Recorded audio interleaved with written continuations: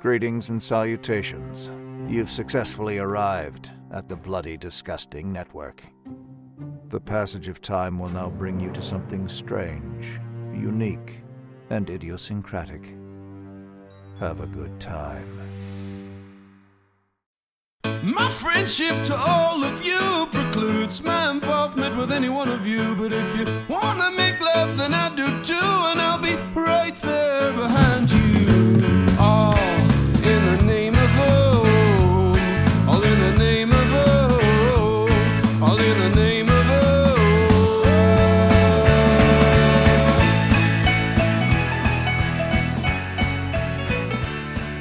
Greetings, constant listeners, and welcome to the Losers Club, the Stephen King podcast presented by Consequence of Sound. I'm your host today, Michael Trashmouth Rothman, editor-in-chief and president of Consequence of Sound, and that's not really quite true. I'm not just the host. I'm just in the intro here. We're continuing from last week's episode in which we delved into the history, the hook, and the structure and format of 1986's It. Now, are you ready to go back to the Barrens? Waiting for you are losers Mel Castle, Dan Caffrey, and Mackenzie Gerber, in addition to myself. So, let's get in that gray water. Let's get all gross and grimy, much to the chagrin of Eddie Kaspbrak, and talk about those heroes and villains, and step into the cemetery, and play with that word processor of the gods, and even have ourselves a little bit of pound cake. Now, for reference, we are going to be talking about Part 1, The Shadow Before, which includes After the Flood, 1957, After the Festival, 1984, Six Phone Calls, 1985, and Derry, the First Interlude, featuring the writings of Mike Hanlon. Now, are you ready? I think you are. That's why we're going to go right into Heroes and Villains. I'm gonna have to kill this fucking clown. Welcome to the Losers Club, asshole!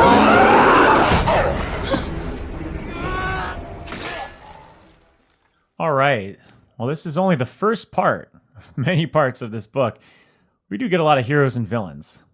And I think it might make sense to start with our first little hero, little Georgie Denborough. Oh, little George. Oh, God, what happens to George? He's killed really horribly. Yeah, I Did you would not say read so. it? Oh, I did read it. I read it. Did it get too scary? It got a little scary because, you know, I used to run around in a rain slicker in those stormy days of South Florida. Although we didn't really have too many like sewage drains that look like, and we didn't have a lot of its either. And we didn't have a lot of its. We did have a lot of weird, crazy people running around South Florida. We had a lot of alligators. We had a lot of alligators. Maybe it was it. Either way, what do we know from George here in this section? We know he loves boats, and we know we love his brother. You know, he's a real loves jerk. Boats and Bill. Yeah. Boats and Bill. That could be our new section. Yeah. He's a real jerk and a real chicken. No, I love George. He's a true blue little brother. It's interesting. Honestly, I feel like it's kind of an interesting relationship between the two of them because I don't think you get a lot of older brothers really caring about their younger siblings in stories. I feel like usually it's like they're being a bully to them or something. You don't get, but and then even in King's, again with the body, you know, there's like this kind of like big brotherish thing. It's like what you want a big brother to be, I feel. And obviously they tease each other and they joke and they laugh, and Bill still gives them a hard time, and you know. But I think it's an interesting relationship, and it obviously needs to be the relationship it is in order for this story to work as we continue with Bill and his journey. But and it's also incredibly important that Georgie be innocent and establish the tone for the story, which is that anyone can die horribly. Yeah. A young child who just loves his brother, is out playing. He's really young. I mean, he's 6. Yeah, and he's really trusting. Mm-hmm. And I think that's huge with his first encounter, because even though this thing is in the sewer, it's a clown. And like Mel was saying earlier, you know, here's this thing that essentially is not supposed to be scary, and the kids actually love, or used to. I feel like now I don't know how clowns even exist, but yeah, I don't either. But yeah, he's this innocent little guy out there with that paraffin coated boat. He does tease a certain other character that is mentioned many times throughout this book, including by Mike Hanlon. Are you talking about what I'm talking about a little Ninja Turtle. By the So I have a section that we started during the Dark Tower books called Things We Glean Along the Beam. And so if we could hold our turtle discussions till that section, that would be wonderful. That would be fine. I just But think yes, you're right. He is introduced. He's a hero. He has this nagging. We don't know. feeling. We don't know. He definitely is definitely brought up in this section for sure. Yeah, because it's through a can of turtle wax. Turtle wax. And he's like, and he writes on page 8. For some reason, this can struck him, and he spent nearly 30 seconds looking at the turtle on the lid with a kind of hypnotic wonder. Then he tossed it back, and here it was at last, a square box with the word golf on it, which is, what he had to get to make that nefarious boat. And I think it's interesting to bring this up now, even though I said to put it off. No, I think it's interesting to bring up now, though, because George is really only in this section of the story. That's it. And I think that it's very interesting. The real Georgie. Yeah, the real Georgie. And I think that it's very interesting that even Georgie senses the presence of the turtle, which we will obviously get into heavily as we continue reading the book. But. Well, I think it's supposed to show that maybe kids are the most like hypersensitive to this stuff. Oh, absolutely. Mm-hmm. And I think it also establishes, there's that hugely relatable section about the cellar. I feel like as lovers of horror, but also just as people who were once children. Don't you remember that sort of thing? It still happens to me. Like, I don't like going to the cellar. If you look at a closet or something, you're like, what if there was a guy in there? Yeah. Well, my laundry room has weird corridors and things that shouldn't be there. It's really quite terrifying. I'll have to take a little video of it. Tour. I think George is just a perfect archetype to start this story off. Because it really is the beginning of fear. We see where all this fear comes from, where our sort of anxieties are born out of almost the imagination. And what if the imagination happens to be stemmed or rooted in some sort of reality? What if those fears are warranted and aren't just these things that we should kind of cast aside as just the imagination? And in this case, if Georgie would have listened to his instincts, Georgie would have an arm and he'd still be walking around. Are you saying that it's Georgie's What a fault? dope. What an idiot, right? You're saying that it's his fault? It is his fault. And I'm blaming everything on Georgie Dembro. Because he had a love for boats and he had a love for running in the rain. And as far as I'm concerned, I think our parents didn't want me to run around in the rain, But, he has a rain slicker on. He's got a rain slicker on, but, He's got galoshes. He's got galoshes. He's got a rain slicker on, but give me a fucking break. Stay indoors. He's playing with a paper boat. Read a book. On the side of the street. What's the ish? I think if you would have stayed inside and read a book, we wouldn't. This wouldn't have happened. And Pennywise would just be like, "How the hell am I going to get this kid?" Can we also, now that we're talking about Georgie, briefly talk about that strange campaign that's out there about that? What if Georgie lived? Do you guys see this? No, what is this? There's like this strange fan flick that's trying to be like funded, I think. Oh, yes. That is about like, what if Georgie like didn't die then? I don't understand the thought or why they even go that route or what it entails. I didn't do enough research on it, but I just thought it was really bizarre. There's a T-shirt involved with it and everything. It's really strange. Yeah, it started back in August. There's this the Tony Dakota, who is the actor who originally portrayed the young Georgie Dembro in the miniseries. Right. They want him to reprise his role 24 years later, and the guy who did Unearthed and Untold: The Path to the Pet Cemetery, the documentary, he also co-wrote and is co-producing the upcoming documentary Pennywise: The Story of It. But he launched this crowdfunding campaign to basically create this like sort of what if of like if Georgie would have lived, and I don't really know what the point of that. It would have been catastrophic. The Losers Club would never have formed because Bill wouldn't have been a part of it. Yeah. Also, I don't understand. There's this almost like subculture of, I'm gonna sound like an asshole, but actors who maybe didn't have much of a career after the thing they did as a kid. Like for instance, the actor who played Rufio made this whole like Hook sequel, or at least was campaigning for one about like a new Rufio adventure. I'm like, dude, you're like older than I am, and your character died. What are you doing? There's this whole subculture of like, it's really sad because I think it comes from actors maybe latching onto this one role, but it's a role that gets killed. And I don't know And if that's whether like or what not- this thing with, the Yeah, Georgie we don't thing is know like if that this. was his Who knows? idea Yeah, or I if don't know. obviously the guy that's like helming it was his idea. It It's seems hard. to be John It's weird, Campagnano's. yeah. It seems to be his idea more, but it does go into this idea that maybe it's a Reddit subculture that just loves these what ifs. You know, it's like the alternate realities, and I the can't fan stand it. theories. I like It's some of that- them, but I don't know, man. It's that gross side of fandom that I just hate. Where I don't know. Oh, I geez, don't tell us how you really feel, Dan. No, I don't know. Maybe it's because I've been at Fantastic Fest this week. Like, there's just I don't know. I don't want to get too far into it because I don't want to piss anyone off. But it's Hank's like, pissed. Hank you- is You angry. can hear him in the background, and he's probably more pissed at that squirrel that's in a tree. But it's just this. I don't know. I just think fans get really obsessive, and I think it's like, let it go. Who cares? Like, your character died. Get over it. Find another job. I don't know. Maybe I'm being a dickhead. Well, either way, he dies. I'm sorry. I love that guy's performance as George. Well, you're totally He is fine, really Dan, good. because he does die. And that stormy day in 1957, he just fucking got his arm ripped off, and Our first hero, and he's gone already. he's gone. He's gone too soon, as they say.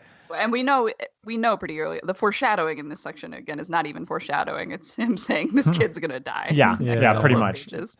So we know he's It's done. like a knob of bone coming out. It's so grisly. Ooh. Who and we have another hero, Oh, we have a big hero that's paired with him. and that's Bill Denbrough. Billy Dens. Randall Colburn himself. We get a little bit of Bill. We get just a bit. He stutters. He's a stutterer. He stutters. And he's sick. He's sick. He's home in bed, Mhm. but not sick enough to help seal that boat with that paraffin. I just love that whole idea. Now, here's a question. If you were Bill Yeah. and you made that boat, and that Mhm. boat is what prompted your younger brother to run outside and, play along and get taken. Not the Liam Neeson taken. I'm talking about taken by Pennywise the Clown Okay. in the sewer. Would you feel guilt forever? It seems like Georgie might have gone out anyway. Mm-hmm. Yeah, I still think I would I would absolutely feel guilty. I think I would probably feel more guilty because of the way that his parents handle it and kind of ignore him, Mm-hmm. you know, as they go forward. I think that would just reinforce any kind of guilt that I might have had about giving him the thing that took him out into that situation. Yeah, absolutely. I think even if Georgie had gone out, it's still the boat that went into the sewer drain. You know, so I feel like I would hella feel responsible if I was Well, Bill the Denbrough. thing, think I would. However, though, the only thing here though is that, I mean, they don't know why he went to the sewer. Do you know what I'm saying? I guess that is a good. I mean, that's they a good never find the point. boat, and I guess Bill could just like assume like, well, he was playing with that boat, and that's why he was out there. I think, yeah, he would probably just assume, but they don't know. They just find the body like by the Yeah. sewer grate. Or I mean, he whatever. is playing in like the streams with the water though. So Oh, Yeah, we'll talk about this more in the adaptation episode, I guess. But isn't it interesting how in the newer movie, Bill is convinced that Georgie is alive because there's no body. Mm-hmm. yeah, that is. Whereas in this, he's pretty sure he's dead. They have the body. Well, the whole town is. Yeah. I mean, Yeah. so Georgie, he kicks this off. He is the Pearl Harbor of this World War II Sure. parallel. No, it's true. I mean, like, yeah, sure, it makes sense. I mean, like, there's been a conflict already for hundreds of years. Instigating But incident. Mhm. it is, yeah. Yeah, he's the conceit here. And when you're reading about Bill here, do you get a feel that he's going to be the protagonist? That he's going to be one of the main heroes? Or do you think that he could just be kind of like, Bill Denbrough, yeah, nice to know him. That's tough because I already knew that he was You going to be did. Yeah, same the here. hero. You know, so it's like I can't really tell. Well, Well, you wouldn't think because the next section just totally does not follow him at all. No. So yeah, maybe having read it the first time, if it, they don't really go back to him at all, they just go on to the next story. I think maybe at that point you're just thinking, oh, he's just one of the many stories we're going to hear, kind of thing, you know? I think we get enough hints. Georgie's view of Bill when he says like Bill was good at seeing, like not just telling. Yeah. You kind of get this sense that Bill is going to be important. Otherwise, we wouldn't be getting those details. Well, what details about Bill? Because we're going to talk about Bill a little bit more when we get to those phone calls. But what do we get from Bill in just this specific section with Georgie? Do we know that he's resourceful? in a way. He's smart. He's certainly intelligent enough to come up with this little boat. So even as a young age, Bill is very he's very mature. He's for mature his and he's age, intelligent, especially his relationship with his younger brother. He's not that mature. They argue over a-holes. Well, Yeah, they do. but I mean, he in terms of like, I don't know. I just, again, like the whole, taking care of his younger brother and like giving him this toy and helping him create it. Like what kids do you know that age that like really take the time to help their younger siblings while they're sick of all things, Yeah. It's like, And it's like he's a caring individual, Even in a household that seems to be pretty put together and loving, the division between the children and the adults is very highlighted and notable from the music that they're listening to. They're listening to Little Richard, which is not okay. And that's all while the mom is playing Fur Elise. Yeah, right? well, the mom It's is playing the opposite, Beethoven. And they're always kind of listening for her, and they're doing things that are taboo. So I think it's just, there's the sense of the child and the adult world. 6 years old, Georgie, gone too soon. Bill, R.I.P. well, spoiler alert, but he gets better. He doesn't have that flu forever, and he doesn't die from pneumonia or anything like that. No, he's going to live on. But we also meet another person in this scene. And this isn't a hero. This is our villain. Ooh, we're going to go straight to the old Vil. We're going right to the Pennywise, the dancing clown. And We're going to Villsville. what do we get from Pennywise here? Well, he introduces himself as Mr. Bob Gray, which I think is something that they really leave out of every other adaptation. They really do. I think that's so creepy. Like, Yeah. just I can't even put my finger on and articulate why, but the fact that he's like, my name is Mr. Bob Gray, otherwise known as Pennywise the Dancing Clown, like it's such a normal, unassuming name, and it also just hints at like where is this coming from? Like, yeah. Like, why does he's talking to a 6-year-old boy? Wouldn't it lend itself more to just being this like fantastical, funny clown creature or clown named Pennywise? Like, you don't see clowns at birthday parties going, "Hey, I'm John, Genowith, also known as Bozo," or whatever the hell, Like, it's weird. it just hints at a wider, at both what you're saying, Dan, with John Wayne Gacy, and that like, oh, identity is not static here, and also like there's a history that we are not given access to, and it spans back farther than we see. And it's a creepy name. I just think it's creepy by virtue of how innocuous it is. This is the first description of Pennywise. We get the yellow eyes, and we find out the sort of eyes that he had always imagined but never actually seen down the basement. And this is all through George's point of view. And the real description of Pennywise comes on page 13. Oh, how about that? Creepy number. And King writes, it's really blunt. There was a clown in the storm drain. The light in there was far from good, but it was good enough so that George Denbrough was sure of what he was seeing. It was a clown, like in a circus or on TV. In fact, he looked like a cross between Bozo and Clarabelle, who talked by honking his, or was it her? George was never really sure of the gender, horn on Howdy Doody Saturday mornings. Buffalo Bob was just about the only one who could understand Clarabelle, and that always cracked George up. The face of the clown in the storm drain was white. There were funny tufts of red hair on either side of his bald head, and there was a big clown smile painted over his mouth. If George had been inhabiting a later year, he would have surely thought of Ronald McDonald before Bozo or Clarabelle. The clown held a bunch of balloons, all colors, like gorgeous ripe fruit in one hand. In the other, he held George's newspaper boat. So I have a question for you guys. Yeah. I never really thought about this. Mm-hmm. If it appears to everyone as like their worst fear, why does he appear to Georgie as the clown? Is it because all I could think of is that he tries to disarm him so much by being this affable clown that when he becomes the monster, the fear is so intense and sweet, I that he takes him. Like, disarm is right. yeah, that's right. Oh my god, yeah. Well, he appears as a clown that's like his kind of, I don't know, base illusion. Like that's just. But I also because there are anecdotes from the past that go back hundreds of years where they say that there's like like a lumberjack or someone that looked like a clown. Well, that was he's with there, them. like he's around when like bad things happen, or I guess even when we get to it with Agent Mellon, like I don't know. I just think it's interesting that he chooses to. I have a theory for that. Yeah, what, Dan? Go for it. So yeah, because we know that it tends to appear as a clown to lure people, and sometimes it's not all the way consistent. Mm-hmm. However, because of how its eyes appear, before Georgie sees it as Pennywise, to me, Georgie's worst fear is whatever is in the basement. And in a weird way, I think maybe he has some kind of foresight into what Pennywise's true form is. So for me, it's like he appears as the clown to lure him in, but then once he actually bites him, I think at that point he is becoming the thing that Georgie fears in the basement. Does that make sense? Like, I think that is what happens. I do think what it is. Yeah, I do think it's an interesting question that maybe the book never answers as to why a clown. And we can get more into the nature of it when we learn more about it, but it is older than clowns. Yeah. So like, why?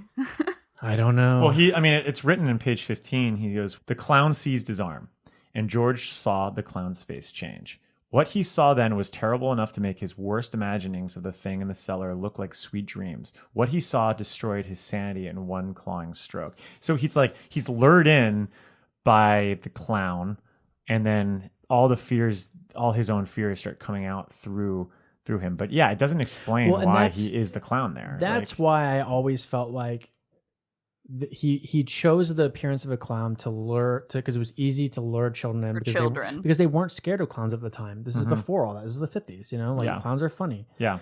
And clowns are on TV. They're like Bozo. Everybody loves Bozo. So you gotta wonder what it looked like before then, though. That's so interesting. But like it's if it was funny nowadays for me to learn as a kid, I would have been like, oh my god, look, it's Strokiri in the sewer. But you think like before, God, it would be.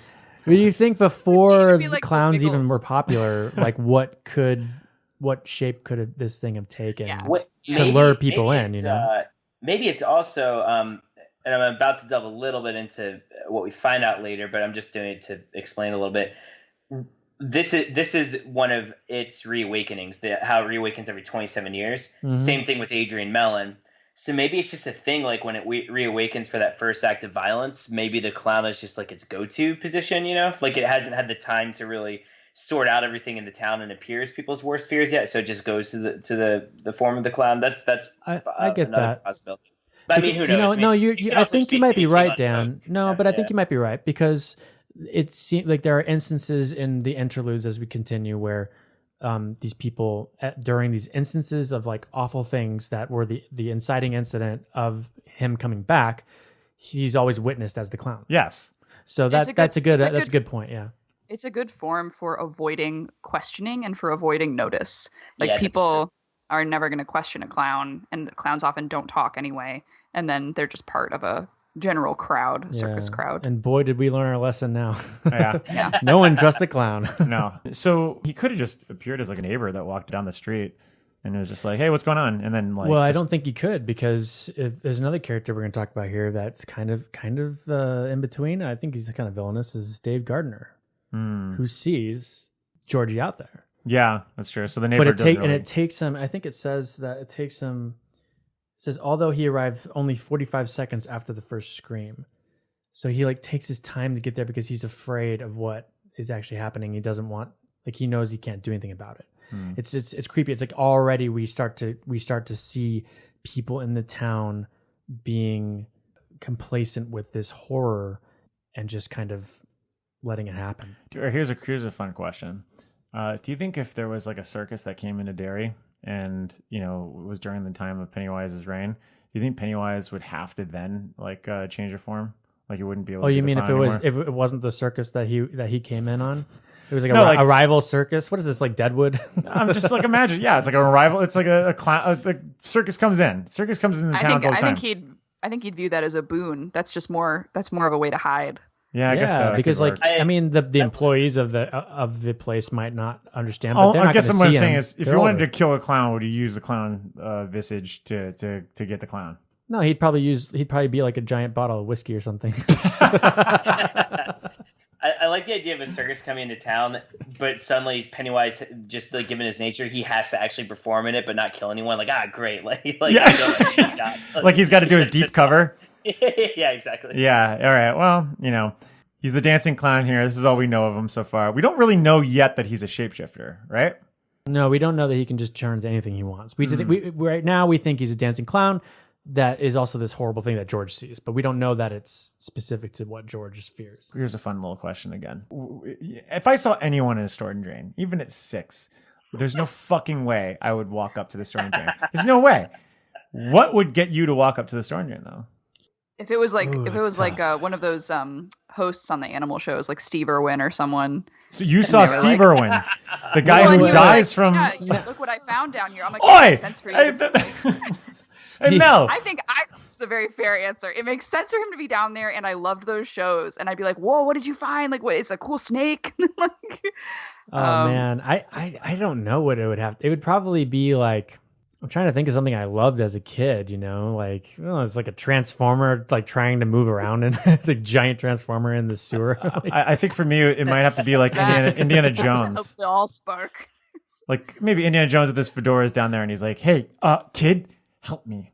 And I'm like, "Whoa, all right, yeah, it's now India." I'm gonna be haunted by Harrison Ford and his storm drain trying to get me to help him get something Yeah, out his of there. fedoras rain down on Creepy. just like when he jumps over to get to Jock in Raiders of the Lost Ark. He He's like looks sitting at it, there. He's like, "Get me out of here! Kid. We are going to die." And I'm like, "Oh my god, Indy, I'll help you!" And then all of a sudden he turns like Belloc or something, and like or Tot, and drags me into the fucking storm drain. That would get me. Oh god. You wouldn't think like, wait, Indiana Jones is a fictional character. Well, I might, but at 6 years old, I'm like, "Holy shit!" Right, Harrison you're 6 Ford is years standing old, right there. so that's the thing. It'd probably be like Zubilee Z or Zubilee Zoo? Zubilee Zoo. Zubilee Ben Zoo, yeah, it'd be Ben some Brain character from from Zubilee that, Zoo's yeah. in there. All right, I well, would, if it was like a, or if it just was like a puppy. Yeah, if it was an oh, that's a animal good one. Oh, that actually is really. Yeah. That actually makes more sense, though. If it was a puppy just like mewling and like caught in the drain, Yeah. that would but then absolutely he doesn't be. get to. I feel like he, not gets off, but he relishes the interaction and the trust that he builds by talking. Stomping the meat. Well, as If it far was as I'm a- concerned, I don't know if you've ever seen a movie called Homeward Bound: The Incredible Journey, where all the animals talk, and I think that would Not work. to the humans though. No, not to the humans, but let's just say that you could hear the animals talk. I probably would be okay with that and still be like, well, maybe either way, this dog needs help, and I'm going to help him. It'd be a if great end of the movie if they came back and the humans were like, "What the fuck?" Yeah. all I'm If it saying was is, there's the, no fucking way I'm going to a storm drain to help out a clown. It's not going to happen. I'm going back inside. Well, If it was a Muppet, if it was some kind of Muppet, I would probably. I probably go would. in there and have, Because- like talk like Kermit was in there or something. I would or Gonzo. I would go talk to him. Yeah, I just think there needs to be more of a hook. But maybe, Yeah. maybe in the 50s is a little different. There's a Yeah, clown down yeah. there.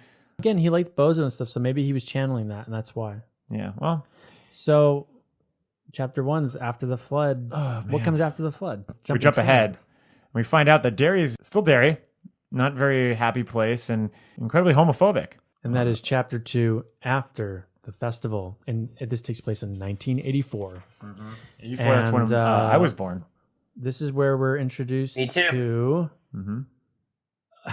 That's great, guys. Were you born? I was born in 83, so this is. I was around when this happened. Wow, so And, you're a little baby wandering around. It's haunted my dreams. Do you think so? Adrian Mellon could have been walking around the town, and they'd be like, "Whoa, who's this kid over here? Oh, it's Oh, it's a 2-year-old. Yeah, it was really creepy. I was not at this festival, You weren't at the festival, but we do get introduced to who Mike just mentioned, Adrian Mellon. Adrian Mellon is a tragic character, just like Georgie. Who do you think is more tragic, Adrian Mellon or Georgie? Georgie. You think so? I don't know, Yeah, Adrian 6-year-old Mellon's, kid. Both are pretty tragic. They're I both think really tragic. Mellon symbolizes something that's not just wrong with the town, but society in general. I agree. Well, yeah, It's absolutely. really disturbing in that story. Yeah. Because who really But kills Georgie- Adrian Mellon? I think Pennywise gives the death blow. I think he would have been severely hurt, but probably would have survived had Pennywise. Yeah, not I been agree. under the bridge. I think But he wouldn't have died from the hands of Pennywise if he wasn't thrown off that goddamn bridge. that's true too. Well, So, again, and yeah. this is like the way that he gets killed is also via the town Mhm. helps Yeah. first. Whereas the same kind of thing with Georgie, like with Gardner not coming to his rescue right away, True. because he could have maybe saved him. Maybe we saved him. I mean, he heard the first scream. Had he run out there and got him before, maybe you never know.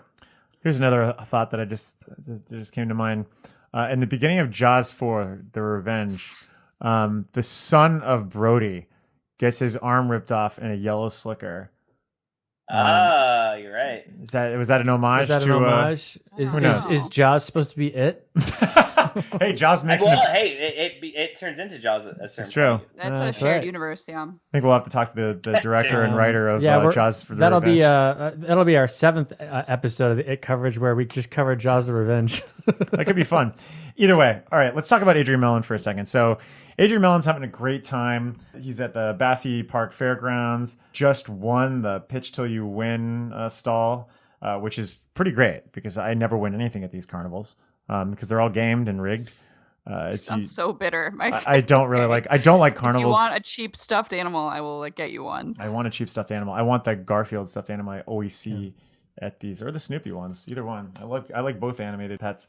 He's hanging out with his boyfriend. He's having a great night in Derry. Would you go up to the sewer if it was Garfield? If it was Garfield, you goddamn right I would. Oh, That's gosh. another one. I'm throwing that out there. And if it was Snoopy in there, I'm done. Just done. And then he could actually And kind of double. Snoopy's face changed. Well, here's an interesting question. Could Pennywise then split and be both Snoopy and Woodstock? Because then they could tag team and I could go over to try to save Woodstock in the drain. Because I would save Woodstock. But he can do whatever he wants. He's the dead boys, so Yeah, that's true. So then I would probably be attacked by Snoopy from the other end. I am so sorry for. I think Bring- Woodstock would be. I think back up. Woodstock would be eating you, and Snoopy would be doing the Snoopy dance. So we we have Don Haggerty, who is Adrian's boyfriend, and we all of a sudden we get a mention that he is being interviewed, but he's talking about the hat that Adrian was wearing and that it was drawing a lot of attention. It was an "I Love Derry" hat. Yeah. Which, to be honest, did he love Derry? Adrian did. I think Adrian really did. Yeah, I think he did. really I think he. I don't think he knew enough to fear Derry. Well, who is Adrian? He's a young man. He's a writer. He is a writer. So we got another writer that's troubled in King's Dominion.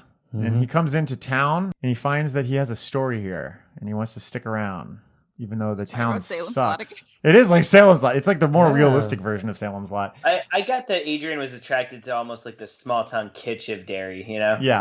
Like it not. And then obviously if you're a journalist, there is some appeal to the darker underbelly of it as well. Mm-hmm. It's also kind of that goes into that xenophobia as he comes into town and people don't really like his kind. That's true. He is gay, and his boyfriend and him are attending the festival.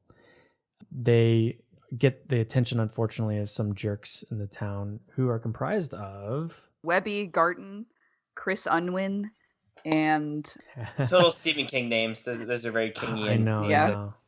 And they also had Steve Dubé, who's also 17. Steve Dubé. Yeah. This is Who's an 17. interesting point because I think Adrian and Don are not children. And in this case, it is less about being a child and being scared and more about just like the evilness of the town. Right. That always kind of struck me because this part has been omitted from the other versions that I've seen. And apparently we're going to get in this new It movie, I think, right? We are. So the fact that it wasn't like a child, that these are adults, and then they see it. So that's also really interesting. But I guess it just means that, you know, he's there to eat. He doesn't really care. I mean, there's no care. Well, you think there'd be kids around at this festival that he could prey on, but I think it's because it's like perfect time, perfect place.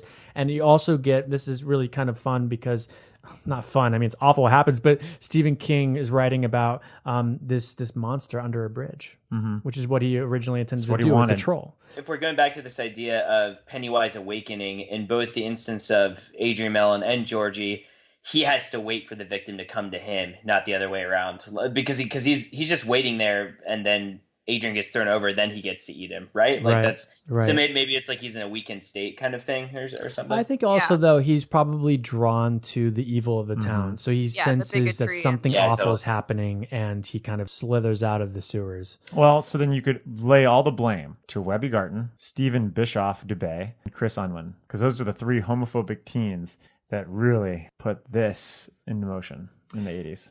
Could have just been LeBay and just been related somehow to that character from Christine. Oh, so he somehow moves out all the way to like Pittsburgh at some It could have point. been like a long lost relative or something. You know, hey, guess what? My cousin's out there. Christine is also Pennywise, so it's fine. Oh, that's right. That is true. Yeah. Pennywise can change into cars. But so he's the life partner of Don Haggerty, Adrian Mellon. Adrian Mellon gets a pretty awful death. I mean, gets bitten on the armpit. I'm attracted to armpits, but not to get bitten into an armpit. And he also gets his ribs cracked and then just. That's a bit of a toss up. You're attracted to armpits. I guess there- we won't there's talk the- about it. There's something about them. We'll go back but to that. in this case, I don't really want to bite into an armpit. That's a little much for me. And he gets his ribs broken. Yeah. Big clown hug. Here's a question: if you got bitten by like a shark or something like that on the armpit, you're dead, right? Oh, you're gone. Yeah, there's there's no- some major arteries. Yeah, there's Yeah, like Yeah. that's organs right there. You're Yeah. so finished. that's like the death. That's kind of like the death knell for him. You think? I think so, but yeah, he also gets dragged underwater and all this other Yeah, shit he that happens to him. Yeah. he gone, and it's sad. It's an awful thing that happens, and again, it's we're seeing the reality of this town and the disturbingness of outsiders not being accepted, and this creepy old clown. It's interesting that we find the real evils of Derry through this incident. Because we do find out that obviously this is something that's going to continue nonstop and is a rampant thing and problem of Derry when we start going back into the children's past, and whether it's through And is Karen this Bowers this or is Patrick technically Hochstetter. this is technically like the inciting incident of '84 Mhm. of his return. Oh, it is. Yeah, this is what starts it all over again. Even though Mike Hanlon admits later on that he kind of had feelings that something was going to happen again, but this is the thing that convinces him, like, okay, yeah, we're back. Yeah, The well, dinosaur story. I hope We're that back, was- baby.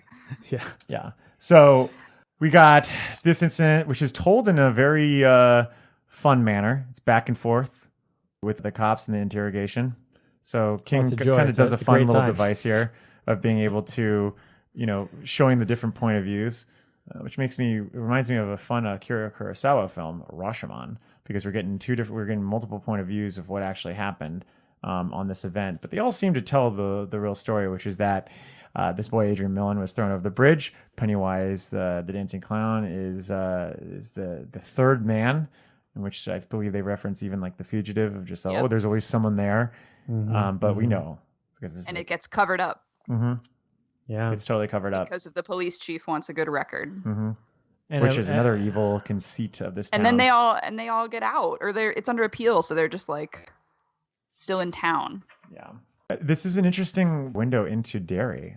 In the realm of things with the story, it's very superfluous if you really think about it. I feel like it just hits home again that, I mean, the contrast between Georgie and Adrian in age especially is important, because you're like, okay, no children are safe, and then you're like, okay, no one is safe. Yeah, because how 0% of people are safe. how old is Adrian? Is he like 24 or something like that? They're old enough to drink. They go to the Falcon. Yeah. How do you guys feel about, because I don't necessarily have this complaint myself, but I've heard it from other people who have read it, especially in 2018. Yeah. Just in the book's depiction of them as gay men, and also the depicting the cops as being so homophobic. Like, do you think it's a well-rounded portrayal of gay characters, especially given that it was written in the 80s when they weren't so common in horror fiction? Like, do you feel like it's, I don't know, for me, I feel like King has a very sympathetic point of view toward them, but sometimes I do wonder if he leans so far into that being so flamboyant. I don't know. I was just curious. Totally. I feel like the details where he's like, Don Haggerty is crying and like wiping away his eyeshadow is like not necessary.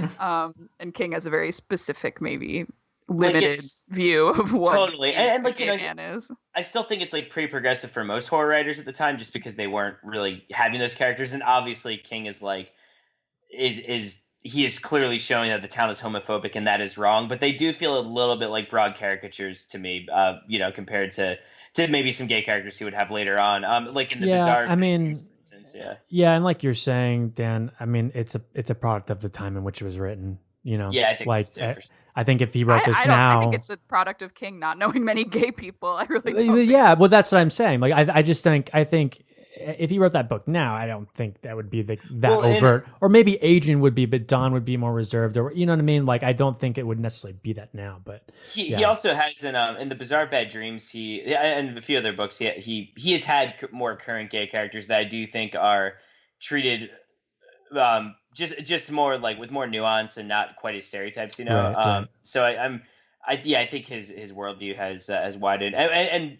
with the cops and obviously the bullies, that portrayal doesn't bother me as much, because I think that is very much in line how those characters would be, and not even just in the 80s, but perhaps now too. Yeah.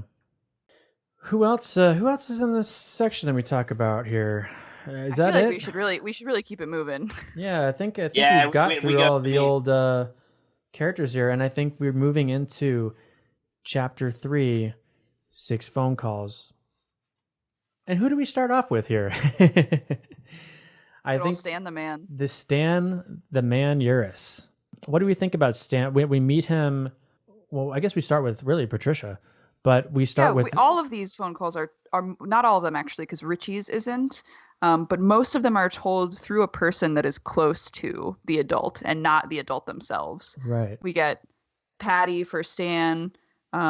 Eddie's is actually told from his point of view for some of it, but also it's like a weird omniscient third too. Yeah. When we see a lot of his, I feel like we see a lot from Meyer, his wife, right? Meyer Karasbeck's kind of point. Like, it's not from her point of view, but I feel like we get a lot of detail about her, like through we that. do, but it's all from Eddie. It's all Eddie thinking about her. Yeah. Oh yeah, sure. And then Ricky Lee, the bartender. The bartender for Ben, and then also Audra for Bill. And Tom for Beverly, although it does switch to Beverly mid-section. Yeah. I think with Stan, I feel like that's the most important one to talk about, at least right off the bat, because for my money, that's actually the most characterization we get of Stan through the whole novel. I think he's the least developed of all the losers as kids. And I actually enjoy how much time we spend with him, and we get to kind of I feel like more so than the others, we get to learn about his entire life from college all the way on. Like, we get kind of this big circular picture of who Stan is as a person. We get 20 pages of Stan. And I think it's important, though, to build that character as much as they do in this section, because this is really the important part of the story that he plays. You know what I mean? I mean, we don't really get a lot of him when he's younger. We don't as much as we get everybody else. And I think that this all really kind of informs how he ends up taking like his own life. I feel, just and it's kind of genuinely really sad. Oh, it's so sad. Gosh, I mean, like, and it's reflecting. I mean, because he's the least. I don't know if I guess he's by consequence of this the least developed, but he is the most isolated of the losers. We don't get access to him because he doesn't choose to give them access.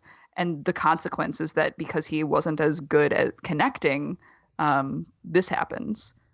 Yeah. Yeah. And I think there's also something to be said about him being the first. I mean, obviously, because it has to be, because it's going to kick off everything. But you have Adrian and Don, who are homosexuals. And then you also have Stan, who's Jewish. Mm-hmm. And I think that there's something to be said about that separation of culture within the whole town of like the Derry town like construct, because he is marginalized for being Jewish. Oh yeah. And I think that there is some sort of connective bridge there between the two. I mean, think about it. I mean, it's with all of them. I mean, you know, Mike Hanlon's black. We have Ben Hanscom, who's overweight. We have Bill, who's a stutterer. We have the hypochondriac. We have and then Richie, so it's Richie like, is so terrible. He's trying so hard to be like, oh, the glasses, they were made life so difficult. And you're like, he's not. And then Bev as well. I do agree though with, I do think Stan's follows his, like, I feel like Stan's identity follows him the most into adulthood, because even his wife, even within their Jewish community, like, because his wife is Jewish also, even within that, she is somewhat isolated too. Like, I feel like they have kind of the most, the hardest time with all that, because he, in a way, he changes the least, I think, out of all the losers, like as he gets older. Or I don't know, maybe not. It's so, I don't know. What do you guys think about that? Yeah, I want to hear your thoughts.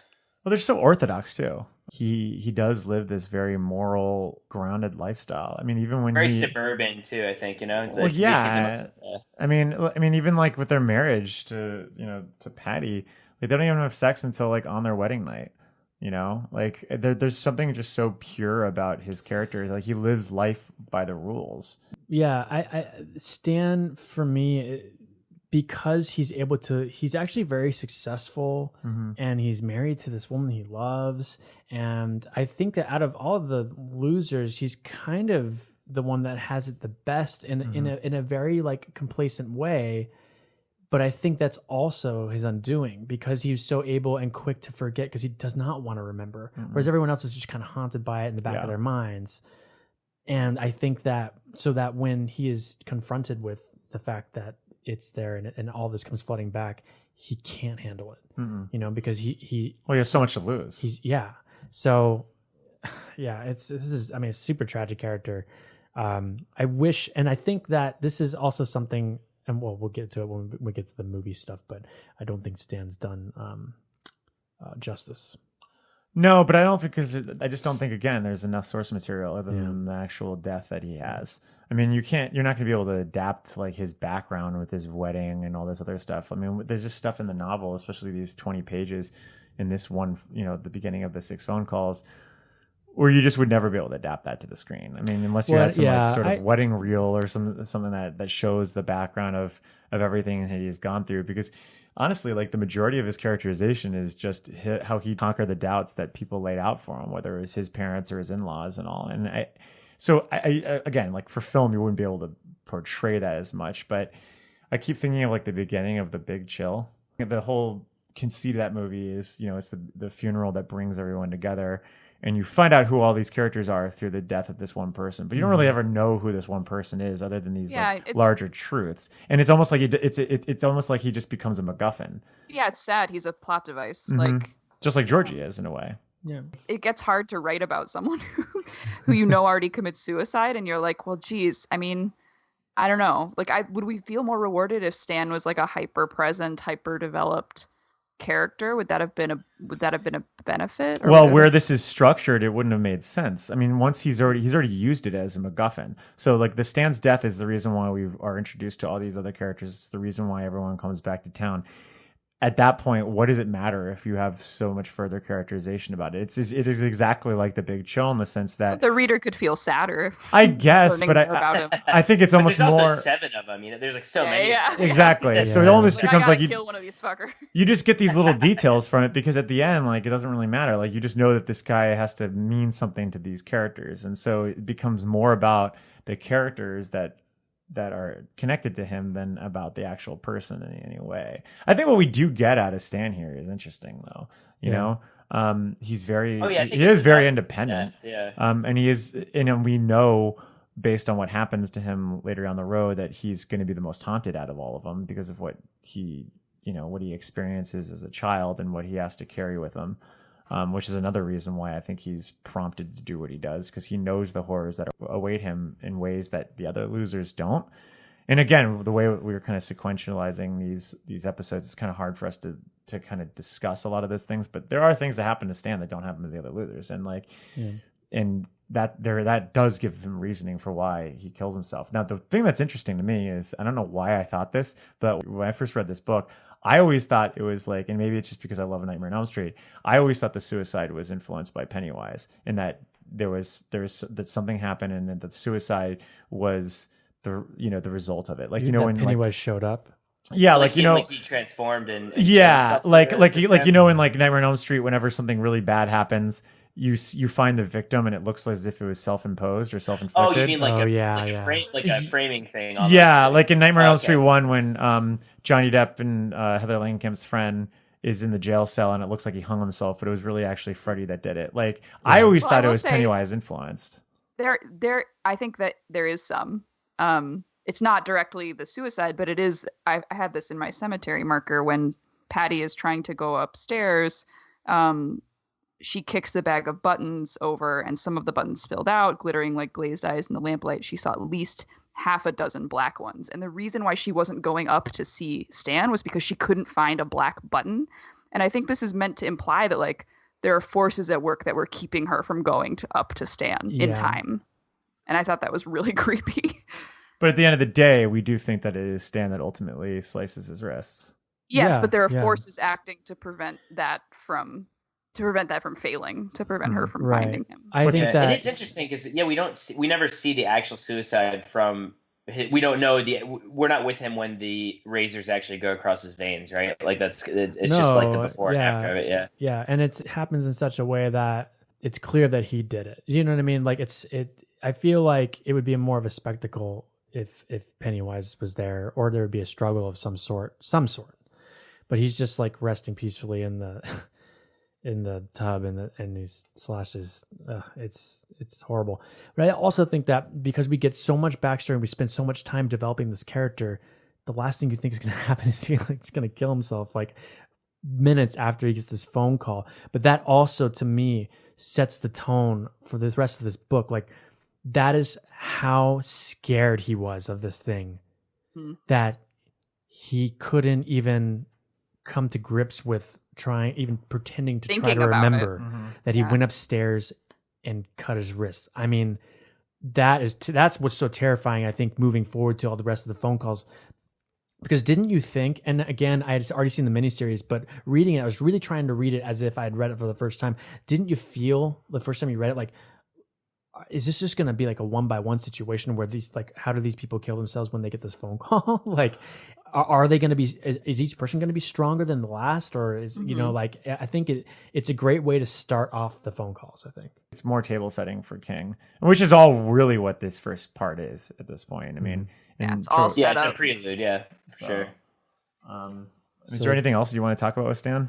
I mean, I feel bad, like, we haven't really gone into the details of everything, like, you know, with his own background and the whole back and forths with his in-laws and whatnot. But we honestly still don't even know that much about him. It's more about Patty, and her perception of him. And I like Patty a lot. I like the characterization. too. I like the development with this character. It's probably randomly one of the most developed female characters King's written in the course of those 20 pages. And I am right there with her and how terrified she is, and just every little nuance. You know, he doesn't normally do this. Should I go upstairs, or the thinking this or that, or trying the door? Like, it's so that whole section's really well written, and I really liked her character. I kind of wish she like showed up, like, you know, like Tom and and Audra show. You know, I wish she kind of went there and was like, "Why the hell did you call my?" Yeah, exactly. You know, like, why didn't she show up in the town, like, trying to find Mike, you know, for revenge? could have been like that scene in Jaws when you know. When the mother, the Alex Jenner's mom. So you knew. It's like, where were you? She slaps him, and you still called him. And then Mike she's like, you knew there was a cosmic entity who had you did nothing. And then like Bill's like, it's not your fault. It's not your fault. Like, yes, it is. Or yes, it is. She's wrong, Mike. No, she's not. And then they hop on Silver together and then write it. It also establishes that they can't have children, or at least it does. Yeah, and then because they talk about how like procreation's not even a thought when they're having sex, which is kind of depressing, you know, because he wants children. He wants to have this whole family. Well, we find out a little thing about that in the future. Yeah, that's true. We'll have to save that for later, though. Yeah. In the meantime, let's go to our next character, the greatest character of the Losers Club. Oh, is that why? Richie Tozer. What is Richie doing in this chapter? Let's just say Los Angeles is not going to be able to get their favorite disc jockey to talking to Clarence Clemens. Such a lucrative career. You're so famous. I know. Hey, like, I live on the beach and I get to hang out with Clarence. I hope they update that for the new movie. Like, it will not be believable if he's like a highly successful DJ, like a morning zoo kind of guy. Yeah, I don't know how they handle like that one. Talk show host or something. Yeah, or a comedian or something. I think he'll be a comedian. I think he'll be like a stand-up comedian. Or something like having a podcast or something like that. Literally Bill Hader. So yeah, it would be hilarious. He's like, I'm in a new show called Jerry, or like, you know, or Harry or something like that. They're like instead of Barry. He changed his name to Bill Hader when he got older as a stage name. Yeah. I have a question for you guys, because more so than Stan. Once again, we go into Stan's backstory because that's really a lot of the time that we get with Stan. The others, not so much. Like, we don't hear a ton about what happened to Richie between Derry and you know, as an adult DJ. So my question for you guys is, because I feel like most of what we see of Richie in this chapter is his voices, right? Like, that's his trademark. Mm-hmm. Do you think Richie is actually funny in the novel? I'm not talking about like portrayals or whatever. I'm talking about like the voices he does and the jokes he makes. Do you think they're funny? Because they actually started to kind of grate on me even early on in this chapter. I don't think it's funny at all. No, I didn't find it funny at all. Yeah. And I don't know if it's it or what, but like a lot of it's racist and whatever else. No, it's the Studio 60 problem. Like, yeah. And by Studio 60, I mean the now defunct show that Aaron Sorkin tried to set off in like in 2006, which was. It was like about like SNL writers, but the problem was that like you couldn't write the humor of the show because, I don't know, shocker, it's actually really hard to write comedy. I always wondered if The Marvelous Miss Maisel had that problem, but I haven't watched it. No, apparently that show's awesome. Susan's watching it now. Anyway. Yeah, I don't know. I think that the comedy written in that speaks to that era Whereas I feel like the comedy that he's like doing and the voices and the characters that he has in 1984 are not funny. And they're not funny in the 50s either, but maybe I would have found it funny if I was a kid in the 50s. I don't know. But I think I find the problematic aspects of the jokes problematic, but I totally buy into the like, here's this charismatic guy who can do a ton of impressions. Yes. Like, yeah, I was like, yeah, I'd like this person. I mean, I guess he's similar to like any, because I think morning zoo DJs are some of the most unfunny people on the planet. Like I both like in their personalities and the jokes they tell. It's just such bull. It's like that scene on Louis where he's on the phone with them and they're just saying like, oh, whoa, Kansas.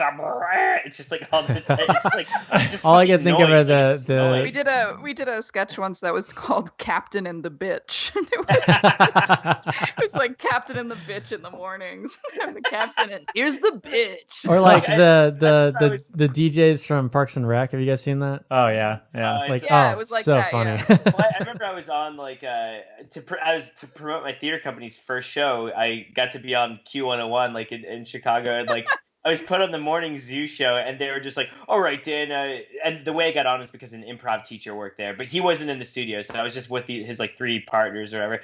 And they were like, "Oh, you're in Michael's improv class. All right, who's the hottest girl in class?" I was just like, "Shut up!" And so like, Richie's not quite like that, but I guess I buy that. If those clowns could get a job doing that, then this guy who's actually good at doing voices and shit maybe could feasibly become successful like that. Well, I don't know about you, but I think Buford Kiss-Drivel and Wyatt the homicidal bag boy is so funny. It's like the funniest thing I've ever heard in my life. But I also think that a lot of the stuff that we get when he's an adult, when he's talking to his friends, is throwbacks to the jokes that he said back with them. So yeah we're still not going to find those funny because and they're I want to old be clear. things. I don't dislike. I actually like Richie a lot as a character. And Love for me, Richie. For me, the money in Richie is that he masks this kind of intense pain and like this intellectual curiosity and all this stuff. He kind of masks that with his like exterior, So I do still like him as a character. I'm talking about specific jokes. That's what I do love about Richie is the fact that he uses humor as a way to escape the horror, which is kind of more realistic to me. Just from a personal level, because I always start cracking jokes or something like that, or like even in the moment where it's like ultimate horror, I'll always make some sort of weird quip or whatever, and that's just that to me, that's why I like it. To a very specific ritual that will occur later. In this particular chapter, when he's being called upon, we do find out some information about him. We don't actually find out just his long form history at all, especially not as deep as what Stan has, but he is a hotshot. He's living out on the beach. He's called upon specifically. He's got contact lenses. Oh, he's got contact lenses. He's a hip guy, and he knows rock and roll. He knows a lot of vinyl, and he likes to lean a little bit on some of the oldies and some of the new tunes from today. And by today, I mean the '80s. And one figure from the 80s, as we just had mentioned previously, Clarence Clemens, calls him specifically because he wants to talk to him. Big bad boy Clarence Clemens, the late Clarence Clemens, actually. It kind of reminded me of all the stuff with like Larry Underwood from The Stand. When when he's on the phone call with his girlfriend. And so it works for me. And I totally am interested because it's such a different type of character than we get from everyone. And his reactions feel very real to me. Like he leans on pop culture to kind of wean through some of his anxieties that he has. And I like that. So that felt very human. And so for me, I always felt like Richie's the easiest person to connect with out of all the losers. And he, one thing I will note in this that I did start rolling my eyes about, especially when I had to hear Steven Weber describe everything, is how literal they get with the travel arrangements for each one of the characters. Like, all right, well, I got to fly in here, and then I got to rent a car. I can make the 4:15 train, and I can get to. It's the Chris Farley thing, which I think we referenced in the last episode too. But Chris Farley in Wayne's World, just like giving those unnecessary travel details, which they actually don't pay off, except for Tom Rogan, I guess, is the only one where it does. Yeah. But I also think this is the first time that we get some mention of his connection with the other kids. Because the first phone call, when Stan gets it, we just hear Stan's side where he's just like, yes, I remember. All right, bye. Well, he does talk about how Bill is a writer. The horror books. The horror books okay. So, but this is where we first hear about Henry and Belch, and I guess Richie's like, what frightened him when he was a kid, which is these bullies, Richie really does become like the window for us. He gives a whole rundown of everything. I mean, on like page 70, when had he last thought of Stan Uris? 5 years ago? 10? 20? Rich and his family had moved away from Derry in the spring of 1960, and how fast all their faces faded. His gang, that pitiful bunch of losers with their little clubhouse and what had been known then as the Barrens. Funny name for an area as lush with growth as that place had been, kidding themselves that they were jungle explorers or sea bees carving out a landing strip on a Pacific atoll while they were held off the Japs, kidding themselves that they were dam builders, cowboys, spacemen in a jungle world, you name it. Whatever you name it, don't let's forget what it really was. It was hiding from the big kids, hiding from Henry Bowers and Victor Chris and Belch Huggins and the rest of them. What a bunch of losers they had been. Stan Uris with his big Jew boy nose, Bill Denbrough, who could say nothing but hi-ho silver without stuttering so badly that drove you almost dog shit, Beverly Marsh with her bruises and her cigarettes rolled into the sleeve of her blouse, Ben Hanscom, who had been so big he looked like a human version of Moby Dick, and Richie Tozer with his thick glasses and his A averages and his wise mouth and his face which begged to be pounded into new and exciting shapes. Was there a word for what they had been? Oh yes, there always was. Le Mot Juste. In this case, Le Mot Juste was wimps. How it came back, how all of it came back, and now he stood here in his den, shivering as helplessly as a homeless mutt caught in a thunderstorm, shivering because the guys he had run with weren't all he remembered. There were other things he hadn't thought of in years, trembling just below the surface, bloody things.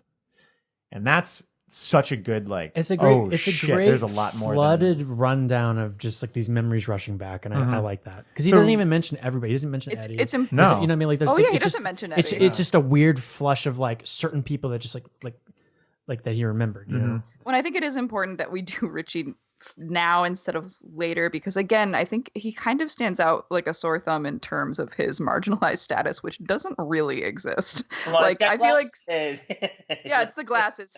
I feel like Steve ran out of like things to do to make a child oppressed, and he was like, well, I guess he'll like be really annoying with his voices, and he'll be like a good student, and like he's outspoken. Glasses. Like he's not gonna like just set back. He's the class clown. He's the class clown. He's gonna always be picked on because of that, because he's the one that is not at all equivalent to stuttering or being black or being Jewish. Well, isn't he a bit of a klutz though? I mean, isn't that how he breaks his glasses and things?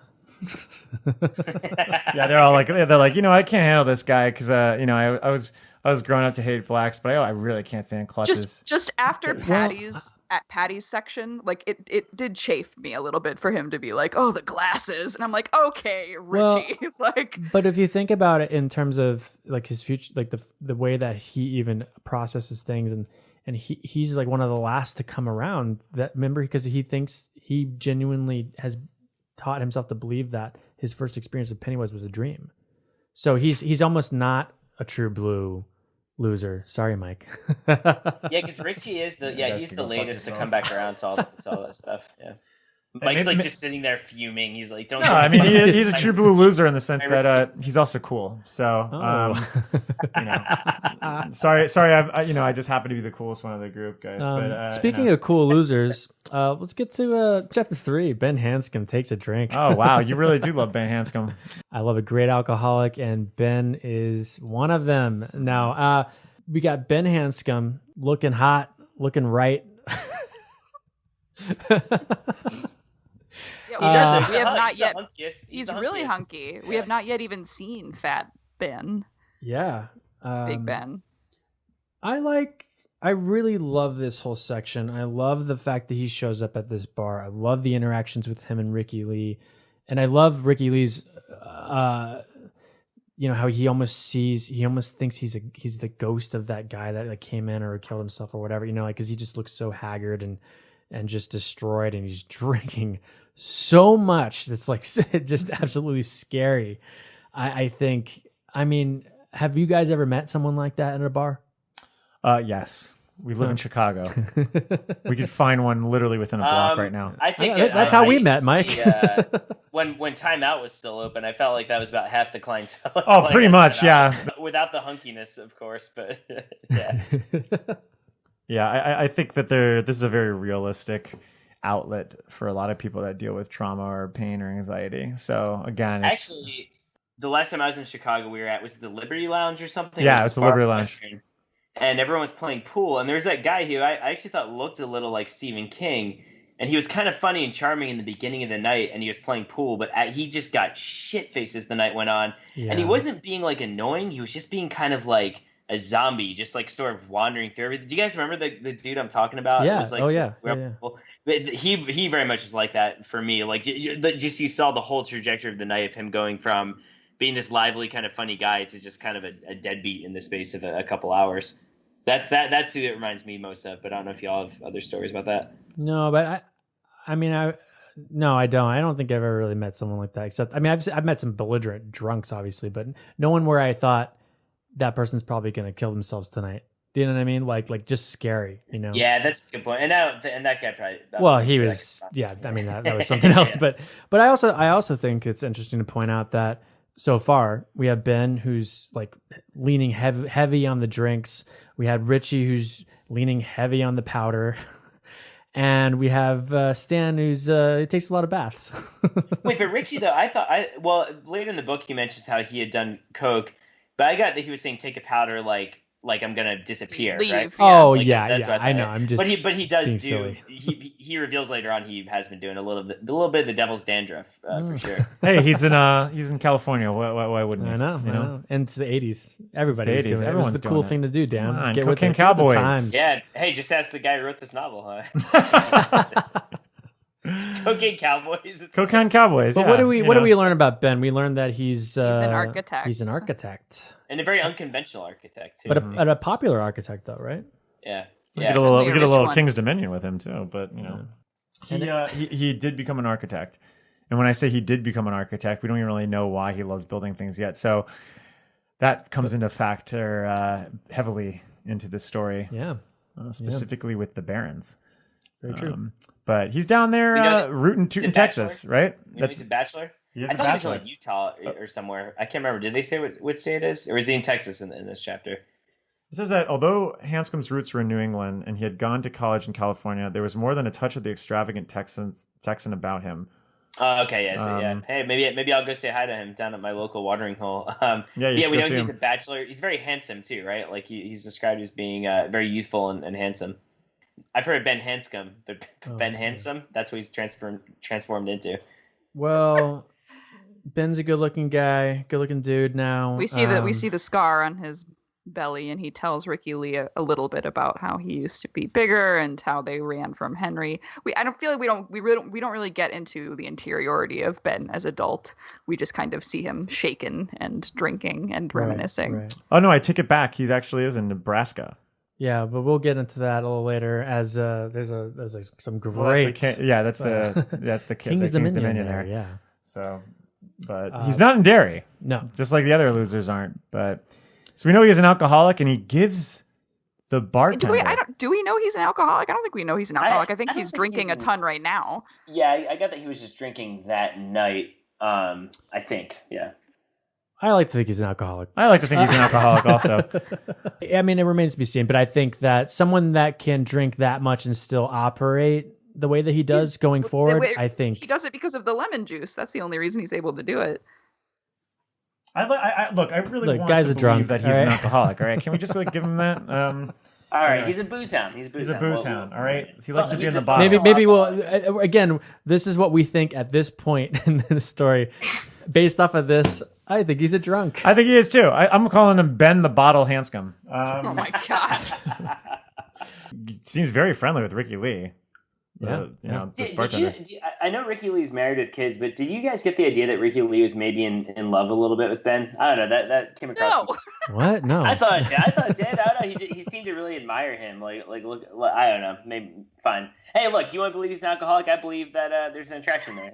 So there's no rules. Hey, to each his own, Yeah. I guess. Everyone's canon in this chapters that Ricky Lee is closeted and then Ben is an alcoholic. Okay. Oh, We're man. rewriting the book. We're rewriting it.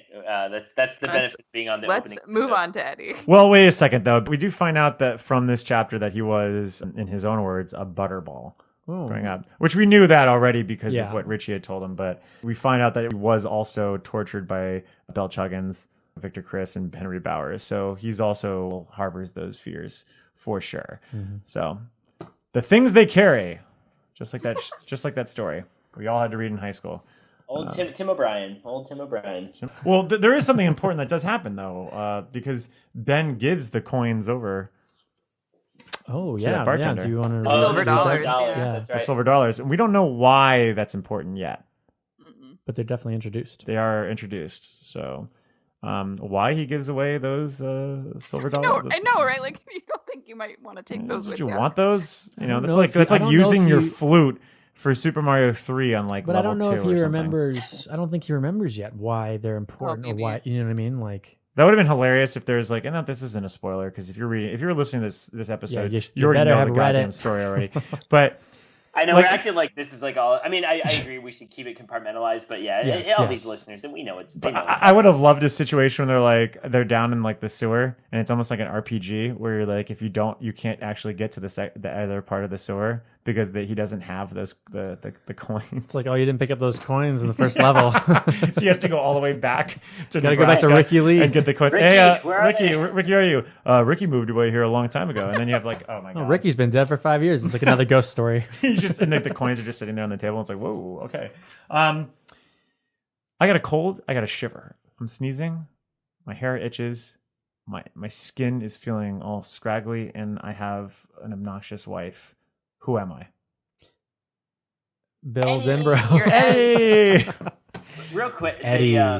the way Eddie talks about both his mother and his wife in this chapter, it ties back to that thing, Mike. If you said about how King writes about overweight people, it's like that weird monstrous Oh, kind of please, thing. yes. When we get Oh, to the God. misery section, it's Oh boy, it was like Mrs. White all over again. But anyway, just wanted to plant that seed a little. It was bit. like the It's word awful. processor of the gods again. Yeah. Honestly, that's what it reminded me That's of it. for sure. You All know, right. I'm going to say this right now because I can. Eddie's stuff throughout not only this section but the rest of the book was the least interesting to me. Yeah. I don't know why, but let's continue. All right. Well, hey, Sorry, Casper Dan. Caffrey down there. Yeah, thanks a lot for making me the coolest loser, guys. Sorry, pal. Hey, you guys already- I get you already to told do me I wasn't the a loser weak enough. man Yeah. defined by his sickness. I actually do. I don't know. I like the way that King describes all the medications. It has this obsessive quality to it, where he talks about them lined up like soldiers, and just Yeah. I don't know. I would say this. I don't think Eddie is the least interesting. I do think Eddie is interesting. I don't know if he's the most likable loser, at least right off the bat. I think as we get to know more about him as a kid, yes. But hey, no one likes a hypochondriac. Am I right? All right. You know what? Or- Fuck you, because I am a hypochondriac. I can take. I took some really fun photos for all our listeners out there of my cabinet that it's just filled with vitamins nonstop, and it takes me 3 minutes if I'm really rushing in the morning to finish all my vitamins. I felt that Eddie he's very cartoonish to me, Yeah. and that's coming from a hypochondriac. I just felt that they embellished these kind of stereotypes about that type of person, that the helicopter parent that would somehow influence the child to lean heavily on having a mother that's so similar to the mother that it's almost the same character. You know, it felt too tall tale to me in a way, and But I how think is that's this any different than like Bev's situation? well, it's not, and we'll get into that. and it's not, yeah. Portrayal as well. Okay. And- I think also Eddie is presented as being the weakest out of all the adults we meet. He has the least amount of mystique around him. He doesn't have any of like the quiet solidity that a lot of them do. Like he's presented as being the most sort of like nebbish and kind of cloying and worried, which I think that's part of it also maybe. And I think it's frustrating because we as readers know that his asthma is psychosomatic, but it kind of disrupts things a lot. And you are supposed to kind of take it seriously when the characters do, but you know that like if Eddie could just fucking get in a right mind, like he wouldn't be having this like panic breathing attack. And let's be real, like if you knew Al Pacino, aka the greatest actor of all time, is going to be your client the next day, I don't care if Pennywise the Clown is ravaging through your parents and your other siblings, you are staying in town and you're going to drive that motherfucker Oscar winner all around. And at this time he wasn't an Oscar winner yet because Son of a Woman hadn't come out. Hoo-ha. Well, not to go on too much of a tangent. Where do you think Al Pacino was going? Hey, I gotta say, I think Al Pacino is probably going to the set of Carlito's Way. Ooh, that's like my favorite Al Pacino movie. Wait, now what if Pennywise is trying to coax Eddie to come back? He's like, sorry, Pennywise, you have to wait. I have an appointment with Mr. Serpico himself. Like he's just like too cool for school. Well, let's actually figure this out. So this was what was 80? Was this Oh my 84? God, do we 85? really have to? We have to. Wait, 84. just real quick. So 84. So at this time, he is working. He just finished Scarface, and he's actually taking a break. He done Revolution, which was a British historical drama. But no, this is around the time that Pacino's doing he's doing like theater. So he was probably he would probably be going to and being from. driven around by Eddie. Yeah. So he was probably doing all right. So in 1985, Pacino worked on his personal project, the local Guys, I have Stigmatic. to eat dinner at 6:00. I know. We need to get going. But so at the time he was working on the local Stigmatic, a 1969 off-Broadway play by the English writer Heathcote Williams. He starred in the play, remounting it with director David Wheeler and the Theatre Company of Boston in the 50-minute film version. The film was not released theatrically, but was later released as part of the Pacino, an actor's vision, a box set that came out in 2007. So it's very possible that Eddie's wife, who is by all accounts a monstrous human being, according to Stephen King, who can't fit into her original outfit either, is going to be responsible for getting Al Pacino to the Playhouse. To the Playhouse to start working on the local Stigmatic. All right, well, that's good. I'm glad we figured that out. Can you timestamp this section for our listeners? Oh, so we they know will where absolutely it starts do that. Oh yeah, we got that. Starts and ends. All right, what else do we want to talk about with Eddie? Yeah, other than his overbearing wife / remnants of his mother, he's got a lot. He's also, of his bathroom is filled with all sorts of goodies, though. Well, he's not thrilled to go back either. No. He's not. he loves his wife though. He does love his wife love her. Despite her monstrous behavior. I guess Eddie, I always kind of liked Eddie because his marginalization is so exterior. It's all from his mother, which is not his fault. And then he is so stalwart. He's such a good sidekick, despite the fact that he is thought of as the smallest and maybe weakest of them. I can't help but root for Eddie. All right, look, he's got a big heart. He may be small in stature, but he's got an enormous heart. So fuck you guys, Eddie's great. You do have a big heart, Dan, but you are also the last hypochondriac out of all of us. In all of this that he has here. All right, so here's the stuff that he has: Kaopectate, Pepto-Bismol, Preparation H, some Tux. I don't know what that is. Formula 4. They're wipes for your butt. Oh, really? Oh, interesting. Formula 44 for the coughs. NyQuil and Dristan for the colds. A big bottle of castor oil. Isn't castor oil was also in the body? Anyway. Tiny tin of Sucrets. Chloroseptic, Cepacol, Cepistat in the spray bottle. Vicine and Murine. Cortate and Neosporin. L-lysine, Oxy Wash, Oxy 5. There is a coal tar shampoo. I have some of that. There's a Valium, Percodent, Elavil, Darvon. What would you have out of this cabinet that you would probably take with you traveling? Out of the essentials, what do you travel with? I mean, I tend to go with Pepto-Bismol sometimes if I get sick. Pepto's probably the thing that everybody has. All right, anything else on Eddie? Holy Christ! It's important to I think it's clear. Guy has a problem. All right, he does have a problem, but he also has he's got an asthma. Does anyone here have asthma? No, but a lot of people in my family do, and it's scary. I have asthma. I guess I really would be a Eddie, but whatever. Yeah. Hey, Mike, why don't we get to switch? I'll be the funny guy. You can be fucking hypochondriac nerd. Well, hey, guess what? I was voted that. So, oops. Anyway, let's go to the next what do person. we feel about this title of the? I guess it's not really chapter 5, but part 5. Beverly Rogan takes a whooping. Isn't that a little, considering source here material?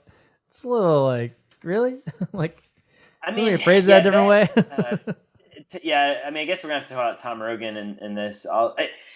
It does suck that Bev's introduction is so anchored to her being in this abusive relationship. I do think Bev is a strong character and that she does get developed well throughout the novel, but I don't know, Tom is like such a, even without all the stuff he does with Pennywise eventually, he is such a piece of shit that it's like, that was a hard chapter for me to read this time around. Yeah, it's almost uninteresting because of how much of a caricature he is and how much, like, I think I said at one point on an earlier episode that I loved Beverly because she helped me understand early on in life, like, why women would stay in an abusive relationship. And now I'm like totally rethinking that statement. I mean, I guess we'll see more as the book goes on, but I just hated this section.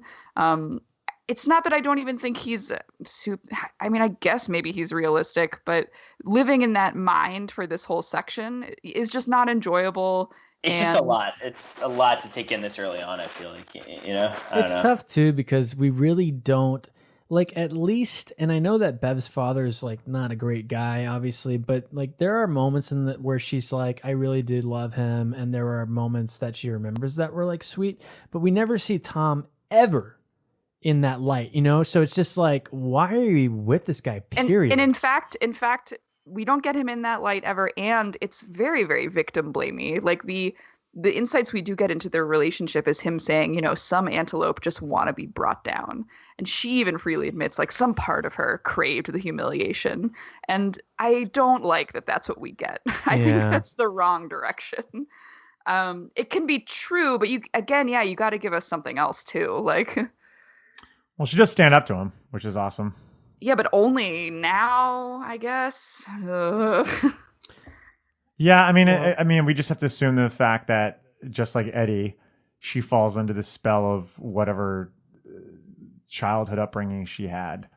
I mean, that's kind of the crux that King kind of corners his characters into to make it easier. And it's so gendered because she's the only woman, and it's like this is how King thinks of women. Like just by default, this is loaded more. I like wish there was another female character so that it read a little better. Her best friend. I meant like in the book. Okay. No, I feel it. I know it's your name. For me, it's that, like I said, for me, I think it's just because it's the first exposure we have to her. Do you know what I mean? And I'm not saying there isn't stuff that's valuable in this chapter, because she does fight back, and I think she is ultimately a strong character. But and once again, we're talking about this through a 2018 lens, right? Yes. I think just because like right off the bat we see this like very graphic sex scene that's solely from Tom's point of view, and we just see her getting like constantly abused by him. It's just like a lot to stomach like this early on, and I never felt that way the previous times I read it. I think just like especially the cultural conversation going on, it just felt like a little icky to me this time around, totally. At least for the introduction. Well, her first introduction is her breast pressing against Tom. Yeah, exactly. That's literally the first line. Like it's and she's objectified constantly. Oh, we totally. get to know how he thinks about her. That the line is just, Tom was nearly asleep when the phone rang. He struggled halfway up, leaning toward it, and then felt one of Beverly's breasts press against his shoulder as she reached over him to get it. Oh wow, Beverly! I guess that's the character we're gonna know. Part of me feels that's why. And she's a lady. we get a lot of Tom here because obviously he shows back up later, and the same thing with Audra, but that's why I think, you know, where's Patty Uris and all this? We spend a lot of time with her and she never comes back. But yeah, I think that they do spend a little bit too much time on Tom and how he perceives Bev when really we should be getting Bev. Here's the other problem with how he perceives her is that it's so on the nose. Like he's an incredibly self-aware abuser. Like he's like, it's about power. And if she doesn't notice me, then I might as well not be real. And that to me is, again, like just so... It's so annoyingly on the nose that it does border on cartoonish for me. Yeah. Like, it's just not interesting, and it's just gross to live there. Like, it makes, It also makes me wonder if, like, Chicago is this really awful place for King, because they're in Chicago, and in Pet Sematary, the parents are in the Chicago as well, and, you know, it just seems to be this, like, maybe Chicago did King wrong at one point. Chicago's got a great skyline, though. They do have a great skyline. I was actually they got some great hot dogs. I was trying to visualize, like, sort of, because they live downtown, right, in Chicago, and I guess, like, I don't know, I guess, like, anyone I know who would, like, want to live downtown or, like, can afford to live downtown, I'm just like, like, I just picture them as total yuppies, I think. Oh, yeah. Apologies to anyone who lives downtown. I mean, I love, downtown Chicago is awesome, but, like, there's a very specific personality type, I think, that at least in the 80s, like in the fashion industry, is going to want to live there, you know? This is also Chicago in the 80s, which might have been, I don't know what that was like, you know what I mean? Like, yeah. I also hate that she grew up to be a dress designer.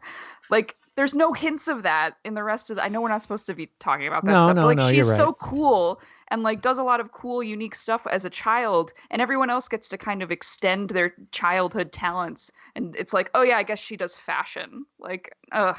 Yeah, I got you there. That is a little strange because there isn't really, they don't really. I'm really curious what they do with the film, but I keep bringing that up.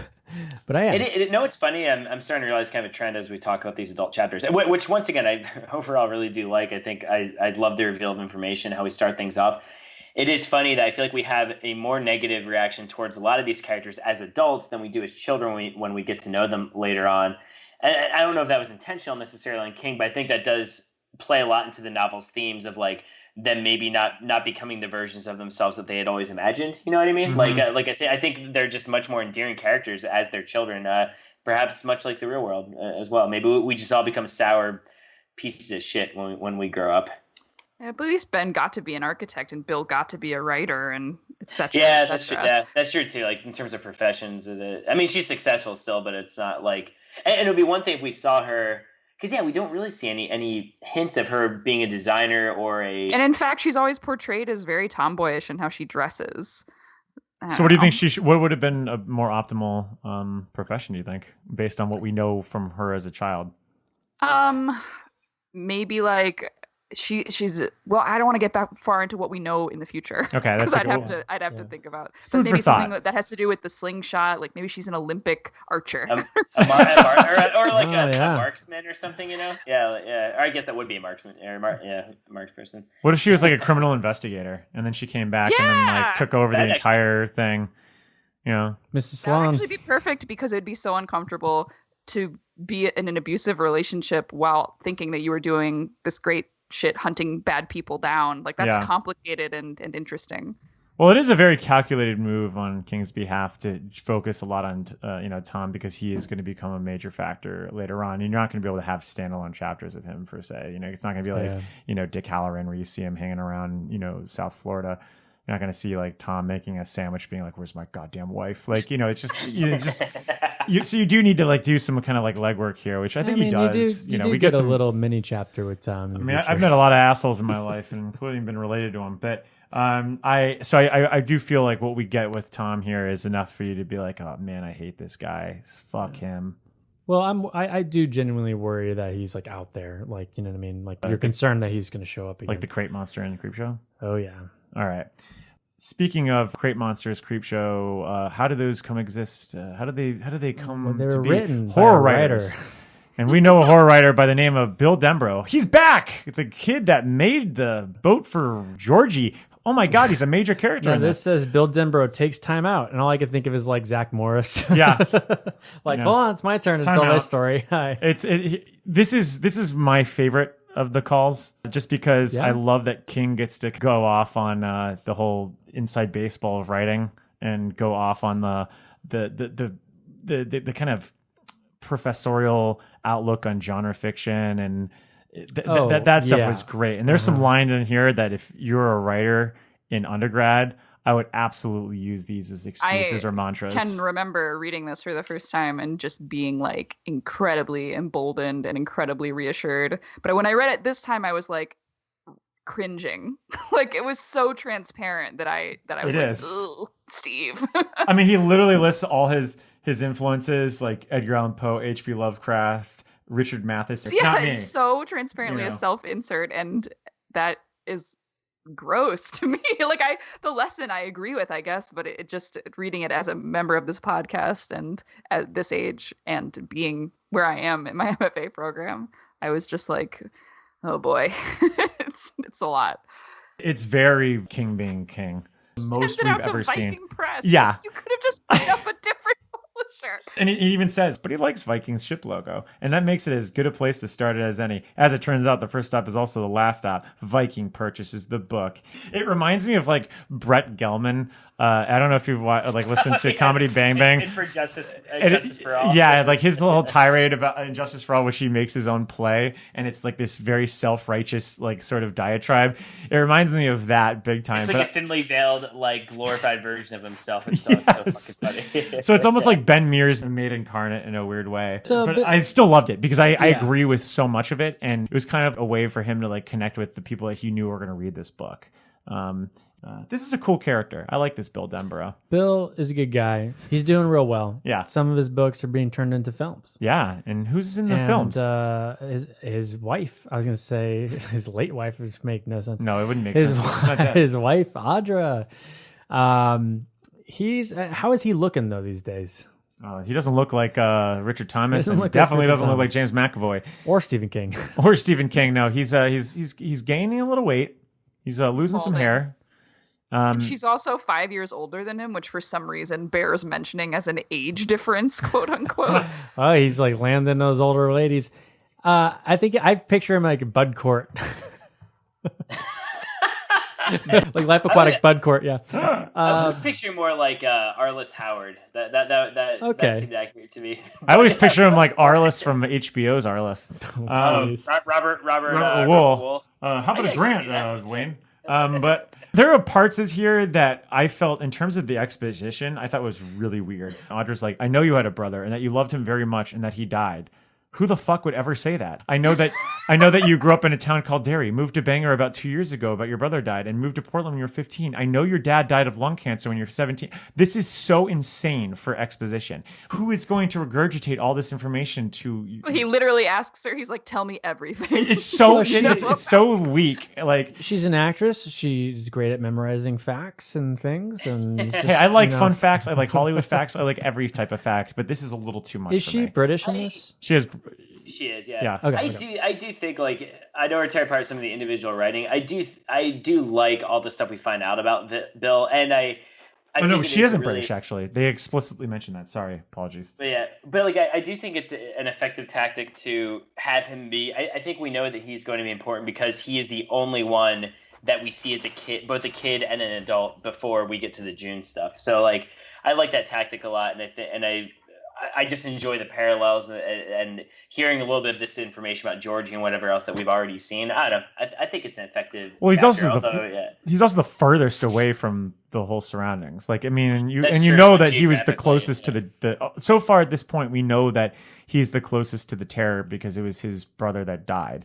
So it makes sense that he would be the furthest from everyone. I mean, he's all the way in the south of England. He's overseas. Yeah. He's across the pond, as we say. Now,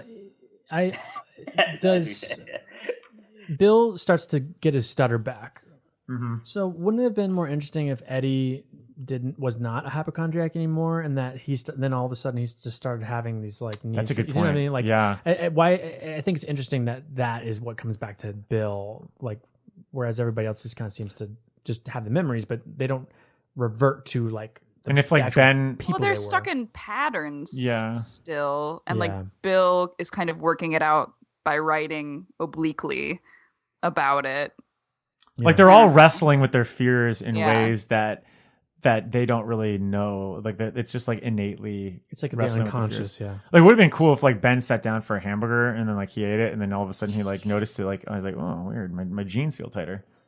And he just starts getting like fatter as the pages go. The opposite of thinner. Instead of drinking, Um, he's just yeah. eating a lot. Yeah. I like how their relationship is portrayed. Like, you can tell it's a good one. Yeah. It's Like- nice. It's loving. Despite the fact that we get the like, oh, he's also boning his agent a while back. Oh yeah, that is a little weird too. Oh wait, is there? King loves to just like slip in adultery. Wait, was he saying that? While No. they're- That's Oh, okay. before Audra. What book was it? Pet Cemetery Cujo, where they like casually mentioned the main character. Cemetery. You're like, wait, what? Yeah, it's like one weird. sentence. This is where it really feels like the Brett Gelman thing when he talks to his agent. Like his agent is a small woman named Susan Brown. She is exactly 5 feet tall. She's violently energetic and even more violently empathetic. Don't do it, Billy, she tells him. Kiss it off. They've got a lot of money tied up in it, and they'll get someone good to do the screenplay. Maybe even Goldman. Who? William Goldman, the only good writer who ever went out there and did it both. What are you talking about, Susie? He stayed there and he stayed good. The odds on both are like the odds of beating lung cancer. It can be done, but who wants to try? You'll burn out on sex and booze or some of the nifty new drugs. I think, that's like After school special. That's like in the Brett Gelman thing. One of the devices he has is that he carries around a copy of Lenny Bruce's autobiography That talks to him. And then it would just say, it's like, hey, Brett, you're doing great. Everyone up here thinks so. Not just me, but Jimi Hendrix, Abraham Lincoln, and that. And then at the end, he's like, Brett Gelman's like, oh, what do I do, Lenny? He's like, just do what you always do, Brett. Shine. Shine. So And it's just so boy. ridiculous because it's like, it's like, okay, was he trying to appeal to William Goldman here or something like that? I mean, it's just odd. I mean, it's a little, it's bizarre, which is funny because he would go on to adapt. I think it's Misery. He does. Yeah, he went on to adapt Misery. So at that point, he hadn't done any of Stephen King's works, but maybe his little mention here is why he. Right. He's like, get me King. He's like, I gotta do it. Some prestige. I just did an uncredited rewrite on Twins, but I gotta get something good. Oh, what's this new book by Stephen King? I think he's a fan of me. All right. Anyway, here we go. Getting back to Bill and the crew. We all know that they decide to head back, except for Stan. Except for Stan decides to head to the death. He decides to shuffle off. Ascend to the heavens. Well, and there's one other person who doesn't have to head back because he's already there. Oh, that's right. Mike Hanlon. And he doesn't get a phone call. You know why? Because he's the one making the calls. And we are finally to Derry. Call and response. Derry, the first interlude. Yeah, and this is all Hanlon. This is 100% Hanlon. This is 100% Hanlon. Except for the weird italicized intro to it, but yeah. I guess that is true. Who's saying this? I like to think it's Clive Barker. Because on the first page of the interlude, there's a little quote here from Clive. Oh, so I thought he was really into Clive Barker at the time, apparently. Here, I'll read it as Clive Barker. Okay, let's hear it. What's your impression of Clive Barker? How many human eyes had snatched glimpses of their secret anatomies down the passages of years? Ew. So you're going with Clive these days. Clive Post, yeah. He used a very rich British voice, but that is kind of voice. That's from my book, Books of Blood. I had the pleasure of seeing Clive at the Music Box. I think he was introduced. I think he was talking about. He was talking about Hellraiser, but then he was talking about Midnight Meat. It was Midnight Meat Train, but it was for a Hellraiser screening. Yeah. I love Clive Barker at talkbacks. He's one of the most charismatic, interesting authors, I think, in that regard. He's a good omniscient narrator. I like his writing. Yeah, he's great, and he always has these strange dragon pants that he wears. He wears now I'm even more weird. Yeah, white bell-bottom dragon pants. The eyes of the dragon. Love Barker. So, what do we think about this first interlude, though? What is talked about here, and what did you guys like? It's interesting because the other interludes I feel like get much more specific, but we keep talking about how this whole section, this whole episode is about prelude, and I feel like that's the way this interlude functions. Also, he even says this is what these interludes are going to be, and then we hear a little bit about. We almost hear more about what Pennywise has been up to in the missing years. I mean, we don't get specific, but we hear about some of the kids who have died. So I don't know. I think it's just a good seed planting tool of horror in this. I mean, it's not especially memorable, but I think it's effective. What do you guys think, though? I remember being so bored by the interludes when I was a kid, and they're my favorite thing now. Oh my god, I love them. This is because I just love all the history in it, and I just want more of it. I mean, it's terrifying. They're really scary. Coming off the jolted first phone calls of all the people and then kind of the introductions, going into this, and I'm just going to read a little bit here on page 147 of the Scribner. Can an entire city be haunted? First of all, I'm just going to stop there. Great line. Yeah, it is a great line. And it does harken back to that Salem's Lot thing. We're really setting the pace here. And I agree with Mel. Now, I didn't read these obviously when I was younger, but even the miniseries, all of the stuff with Mike, especially the end, all of the stuff at the very end when he's talking about his narration. I love this character, and the fact that we get these and we get these little deep dives with him, it's perfect. It's great. I love Hanlon, and I love that we learn a lot about him here. He's a librarian. He went down the road to the University of Maine, where he studied. So he didn't go too far. And then he came back. He likes to flirt with his coworkers, but doesn't really go anywhere with it. He wakes up in the middle of the night with night terrors. He likes to have a glass of water next to his bed during the middle of the night, which is something I do. And more importantly, he is really interested in oral history, and it's going to come in handy when he needs to tell all the losers why they're back, and he knows everything about Pennywise at that point. So he really takes up ownership of being the old knight, as I said before, and he is the knight of the story.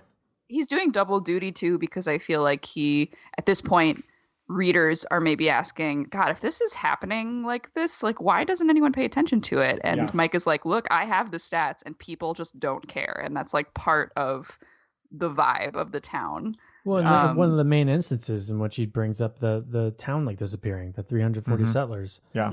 Like The Roanoke sort of situation. Yeah. I think also because he has stayed in Derry, and at this point in the book he has not really repressed the memories in the same way the other losers has. He just has a strength and a resolve and a soberness to him in his tone. You know what I mean? Like we don't get some of the more frantic elements that seem to appear in all the other characters. So, yeah, I think he is just this kind of like welcome breath of fresh air. It's super comforting to be like, okay, someone who knows what's going on.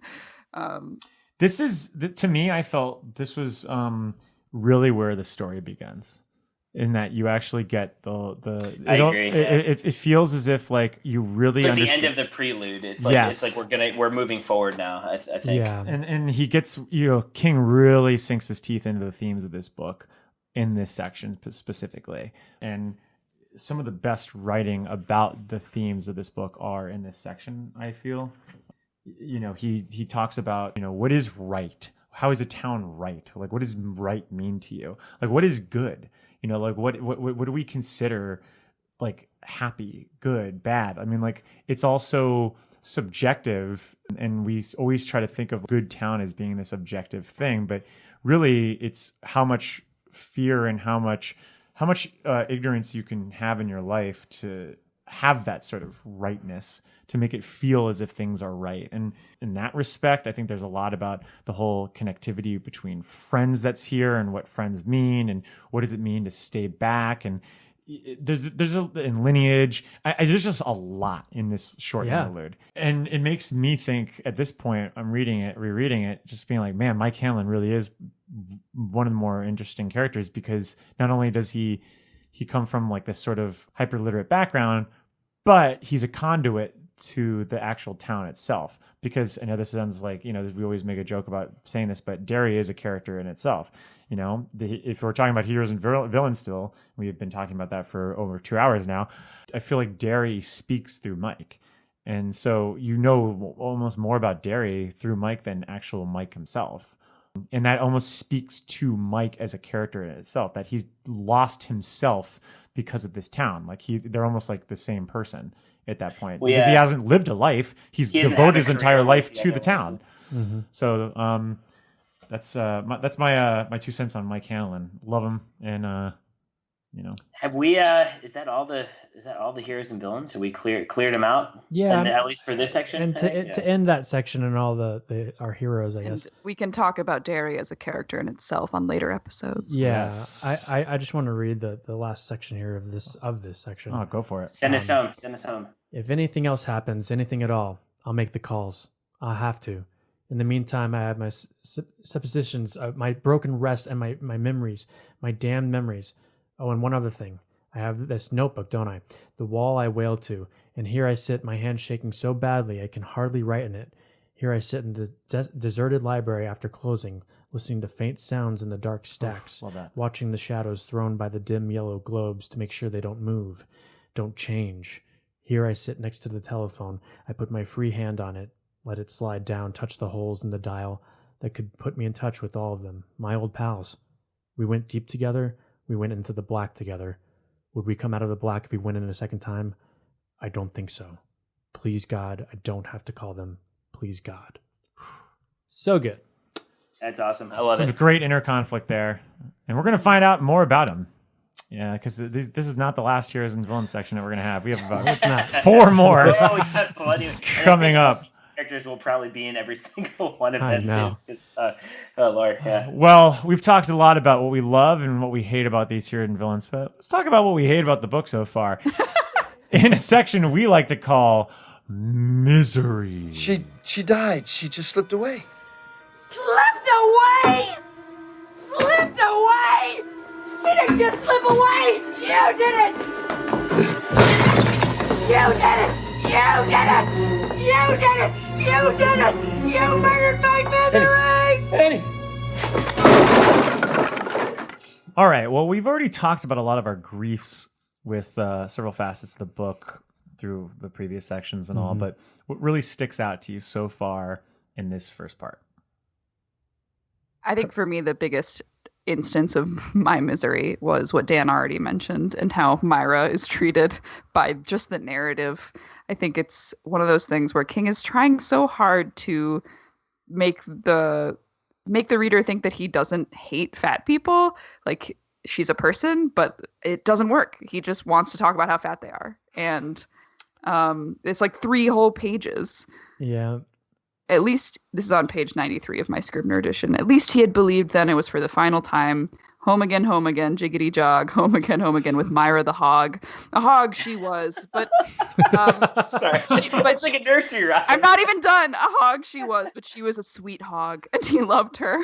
There had really been no chance for him at all. Like, oh my god. He says hog is such like a specific word. You know, it's like even more so than pig. It's like it kind of reminds me of like the scary stories to tell in the dark. The hog, with the hog thing. I don't know. It's just like a sad, pitiful thing. I love the sing-songy, like Myra the hog taking a jog or whatever it is.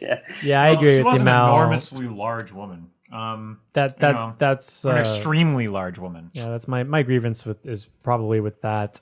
We've already, for me, I've gone over the problems I had with the book. There's not a lot of outright misery in this section, except for some poorly written parts, I think. But yeah, I mean, we've already gone over them, for me at least. Yeah, that exposition with Audrey and Bill is pretty much my most glaring example for me.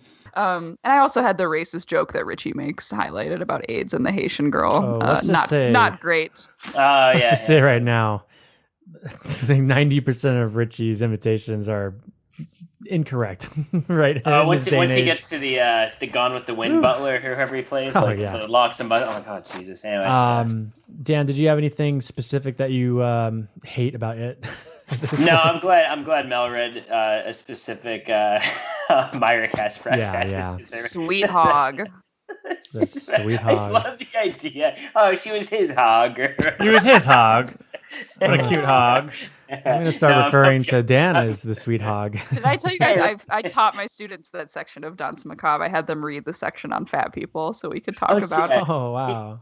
It's such a weird fascination of King's, even from Carrie. Like, and I actually love the way I do love Margaret White as a character, but the way I think Mike brought up, like when we did that episode back in the day, like how just right away he's like describing her in the same way you would describe like Grendel's mother or something, just these like folds of flesh. He applies very inhuman characteristics to people who are fat. I just don't want to. What are we supposed to get out of that? Like, I mean, he clearly loves her. We want to show that it could have just been an overbearing woman like his mother. Like, it didn't have to be that. Yeah, I don't understand why they did that either. I mean, it's not what is the source of it though? Like, I mean, it's supposed to be. Shouldn't he be conflictive in leaving her? I guess maybe it's supposed to show that he's worried that his job could totally, or his business or his enterprise could totally be jeopardized by having this woman be there. I don't know. I mean, part of me wonder. I mean, maybe I'm totally being like an armchair psychologist here, but was Stephen King's own mother, who he loved very much, was she overweight? I wonder if it almost just comes from some kind of weird like compulsion or something in his own life, because it's so prevalent in all of his works. I mean, I don't know. I don't want to like psychoanalyze him or anything, but I get. Yeah. Well, let's spend the next hour trying to figure that out. Yeah, sorry. We could do a whole episode on it. I'm just saying. Well, we'll do a special Myra-centric episode. It's getting a little chilly in here. Oh God! Wait a second. Are we going to the Derry Cemetery? I think we are. What's the bottom of the truth? Well, sometimes that is better. The person you put up there ain't the person that comes back. It may look like that person, but it ain't that person. Because whatever lives in the ground beyond that cemetery ain't human at all. We're early into this book. There's not a lot of I was gonna say not a lot of like true blue cemetery moments, right? In this first section, we got some creepy moments. I disagree. We got some iconic moments. I don't necessarily think the Georgie opening is terrifying per se. Oh, really? I do. That was like my number one. I think it's really scary. for me, it's all the stuff that you just kind of have to like use your imagination on. Like, so for me, it was like the first interlude is the stuff that really creeped me out. When you start hearing about like, the town that disappeared and nobody could find them, or, the voice that the old man thought that he heard in the drain and kind of shrugged it off, and knowing that happened after all the things kind of slowed down, so that having the hindsight of knowing that the losers actually do conquer Pennywise in the 50s, but knowing that those voices still exist in the drains is after that really haunted me. And it's just so old. You get the sense that like it's so old. Yeah. Mike doing his studies is revealing that it feels very insurmountable. It's just woven into the fabric of the place. For me, with the George, like, because I guess, like, for me, for the cemetery with it, I'm always going to think about the more explicit horrors, just because there's so many of them, in this novel. Yeah. And I guess the two big ones we get in what we're covering today are Georgie, obviously, and then Adrian Mellon. And with Georgie, for me, what really freaks me out is we see Pennywise like yank his arm, and we hear that he dies.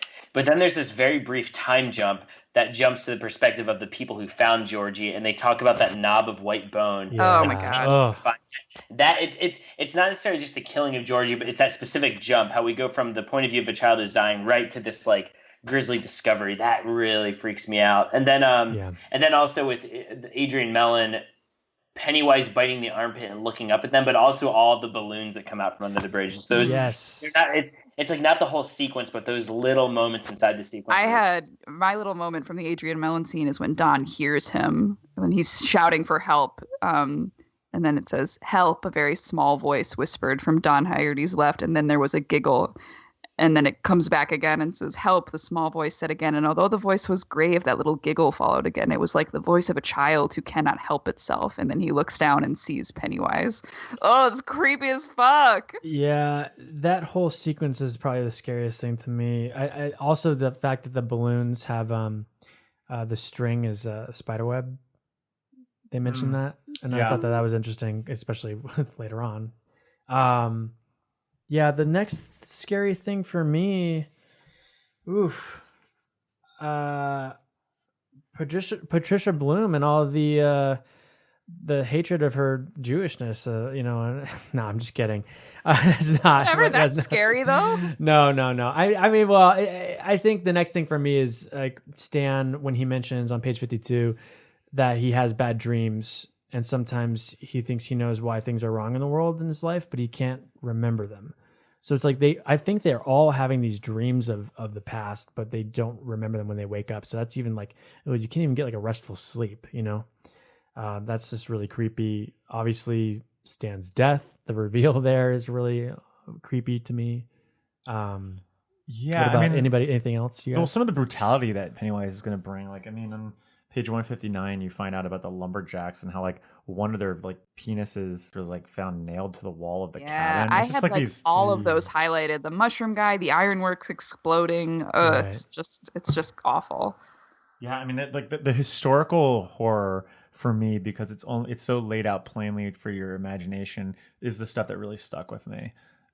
That the severed head in the tree was also for me the scariest part of the new adaptation, and I had almost forgotten that it's actually in the book. Ditto. Yeah. I mentioned the same thing. I turned to my girlfriend. I was just like, I cannot believe that they actually pulled this for the movie. Like, it's such a small little detail, but they actually carried it into the movie. I thought that was just a scare for the film, and it actually is something that's in there, which is so cool.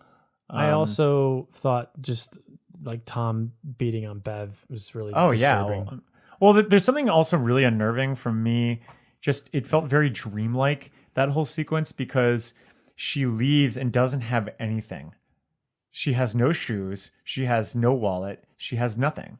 And how's she getting anywhere? It felt like almost like a lucid dream. And for me, that was kind of terrifying. And also knowing that if it was anytime during a chilly season in Chicago, it'd also be kind of scary because you get bleeding. frostbite. Very true. You get frostbite. Or even that last line when Bill leaves Audra, she says, "And when do I see you again?" She asked softly. He put an arm around her and held her tightly, but never answered her question. Mm-hmm. And I just that always left a little eerie tinge to things at the very end there. Yeah, even the passage you read with Hanlon, where he talks about how he hears stuff in the library, is creepy too. Yeah. It makes me wonder if like they had really kind of embellished that idea for the movie for last year, because that's, I mean, for me, that's the scariest scene in the entire movie, is like everything with Ben in that one sequence, especially when you see the librarian just staring in the background. Like, I totally agree. It's so scary. Adrian Mellon, for me, seems a little bit more unnerving than the Georgie stuff, just because having all these accounts and nobody believing. That's really what's creepy, and eerie. that's why I love. I think it's on page 39, when at the end of that trial where they're like, no, not a clown was never mentioned. Yeah. And you have like all of these kids, you know, even the people that committed, or they didn't commit, I mean, the ones that threw him over, everyone saw this clown. Yeah. But somehow it's erased from the record, you know, and it's just, that is so scary. Well, so emblematic of the town itself. Yeah. Especially when you start I thought it hearing- was very scary just taking him to see the graffiti that was that was like so worse than anything else. Like just showing him like how dangerous it was to live there. Yeah. Because the graffiti is so murderous, and him being like, you see, like this is really fucked up. I thought that was scary. The insistence upon the evil in this town is just so laid out in such a well-designed manner that I just have to praise that for sure. And that could easily cross over into our next section, which is the word processor of the god. And we're going to make a new rule. Whenever I'm in here, you hear me typing. Whether you don't hear me typing, what the fuck you hear me doing in here, when I'm in here, that means that I am working. That means don't come in. Now, do you think you can handle that? Yeah. Fine. Why don't you start right now and get the fuck out of here? I read some of my favorite passages already. I kind of included them in Cemetery and things like that. Did anyone have anything specific that they wanted to read? Yes. There was one section that I really love, and it's at the end of the first chapter. It's so King, and it's so stuff that you don't ever really think about, the details in the story, but the things that continue to go on. It has to do with the sailboat. Somewhere below in the storm drain that was already filled nearly to capacity with runoff, there could have been no one down there. The county sheriff would later explain to a Derry News reporter with a frustrated fury so great it was almost agony. Hercules himself would have been swept away in that driving current.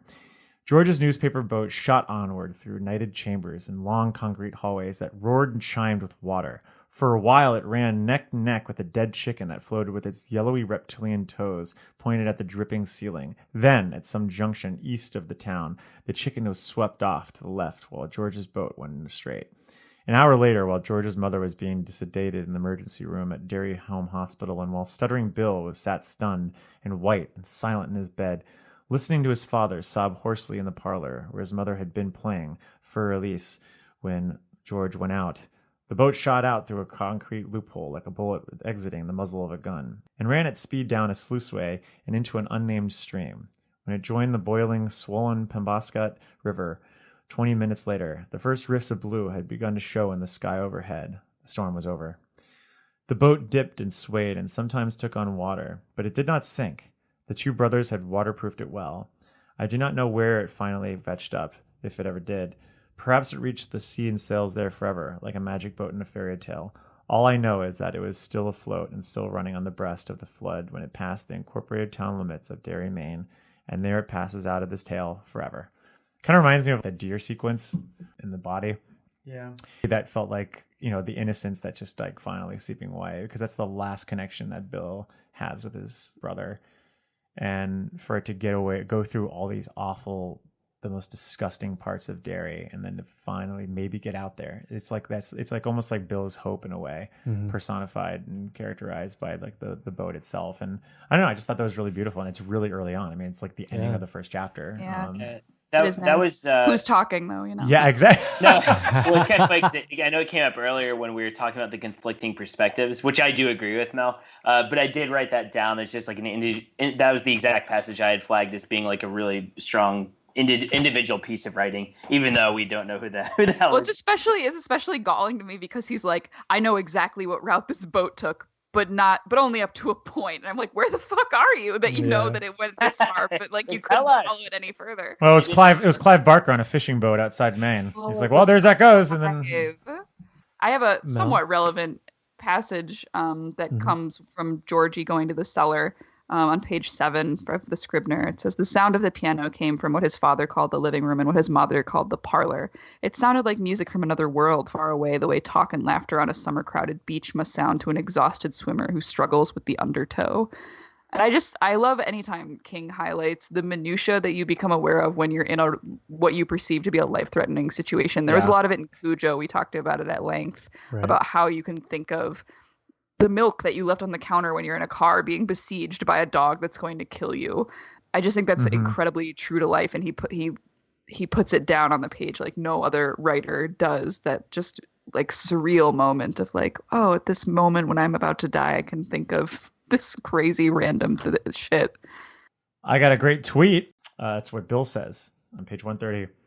This would be a great tweet right now. If fiction and politics ever really do become interchangeable, I'm going to kill myself because I won't know what else to do. You see, politics always change. Stories never do. Got him. I love it. Love it. I love that line, especially in an age in which everyone is so obsessed with welding ideology and treating that as more important than narrative and anything else. I don't know. It felt like it hit home right now for me. So loved that section.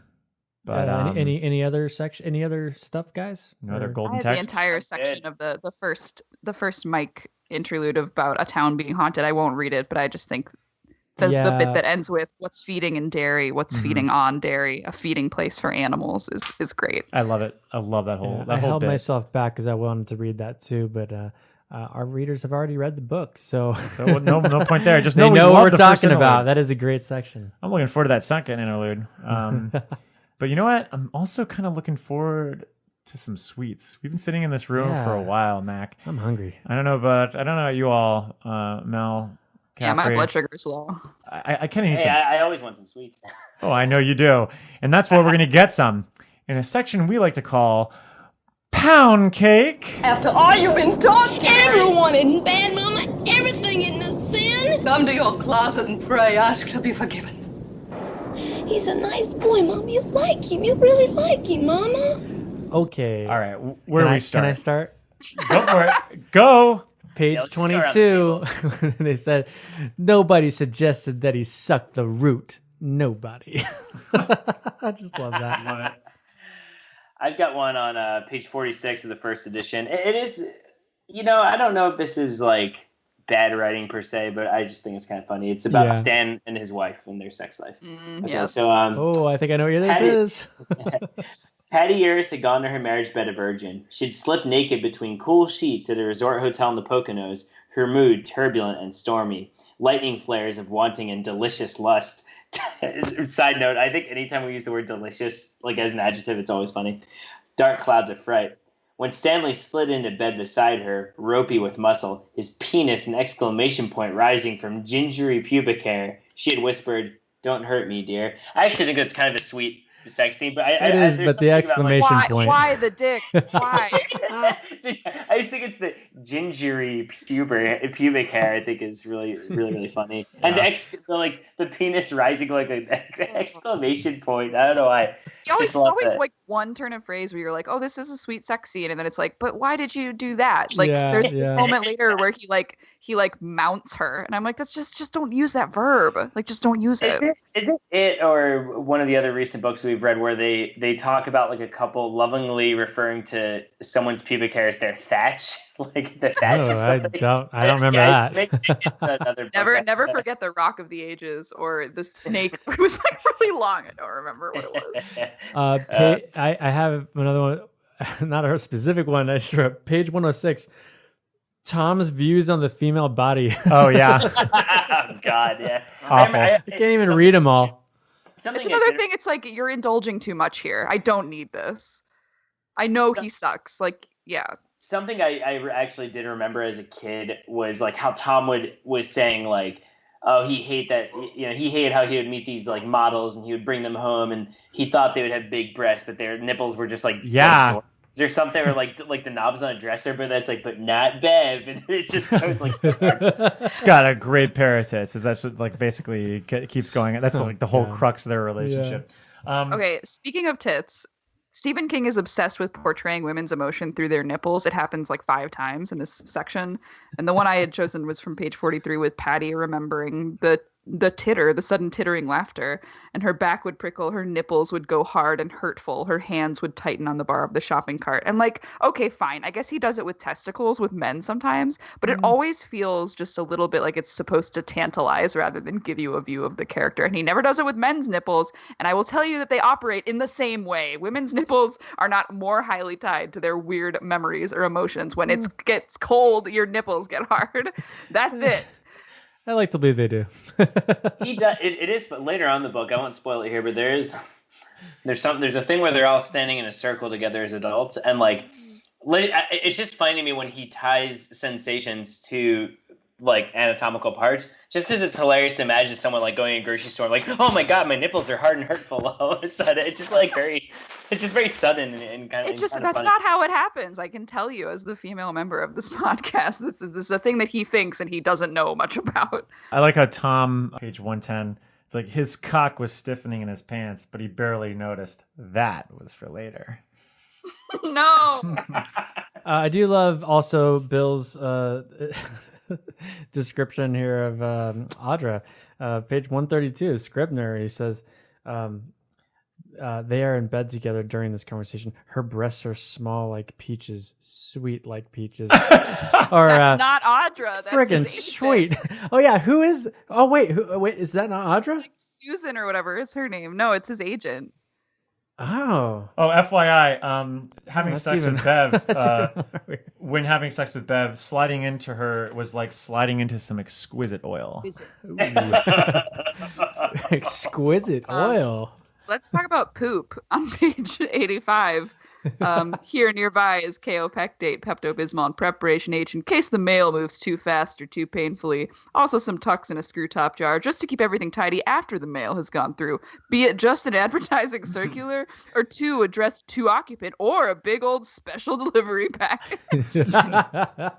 Loves that metaphor. Oh, should we go through all It's just that case of like, just stop like 2 sentences earlier and you'll be fine. You know, you don't need 5 descriptions of shit. Do we want to go through all the descriptions for Myra, or do we go enough with that? We said our piece on We've that, said our piece on Myra. We're going to leave Myra behind? Okay. Yeah, okay. She's in the dust. All right, yeah. That's all. That's all I had. Did you have? You could pick your favorite one, Mike. Favorite one? You really want to contribute that?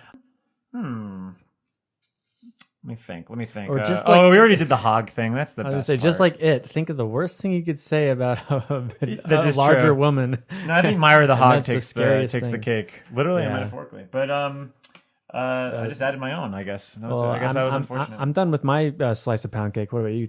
What about you, Fury? I'm very full. There's plenty more pound cake to come in the weeks ahead. This is just an aperitif of pound cake. That's true. And I think we ate it a little too fast because we've been cooped up for so long. But it's time to hit the road and go to the expansive horizons of King's Dominion. There's another world out there. I know there is.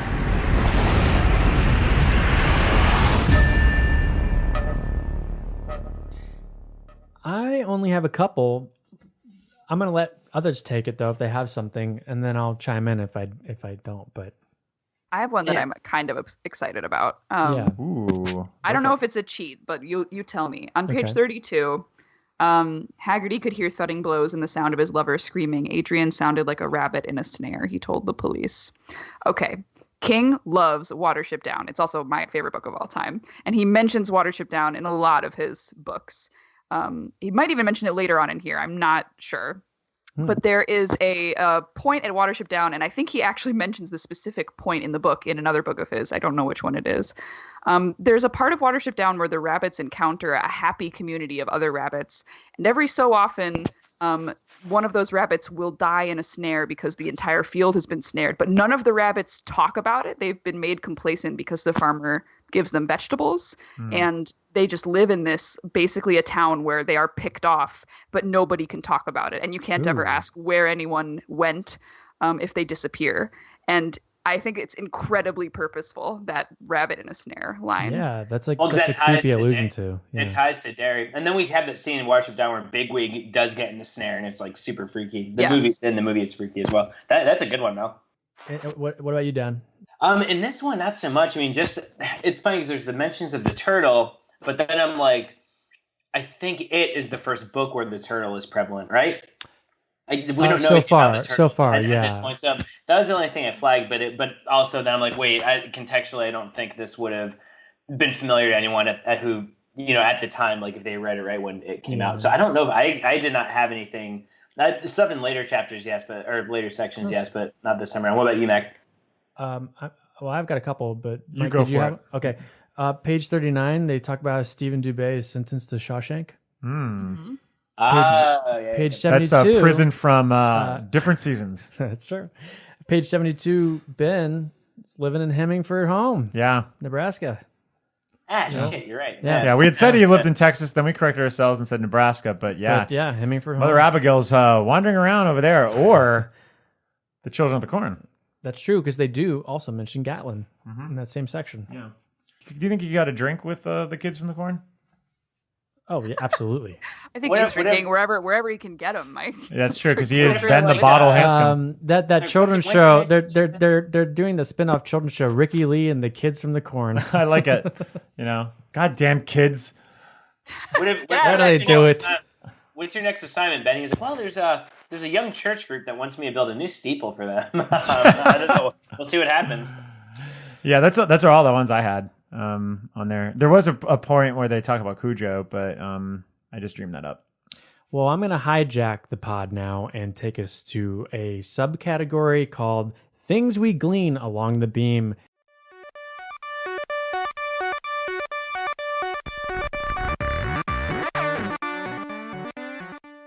And this beam is Path of the Maturin, the turtle, or Maturin. How are we pronouncing that? Maturin. I said Maturin. I say Maturin. Maturin. Maturu. I don't know. I'm just making things up. Maturin. But let me run down these real quick, and if you guys have any other ones. Now, I think it's interesting because people that maybe read this for the first time might not have picked up on these until, because they don't really mention the turtle till the very end. So page 8. We already mentioned George lingers on the can of turtle wax. Mm-hmm. Page 9, again, that turtle, George thought, going to the counter drawer where the matches were kept. Where did I see a turtle like that before?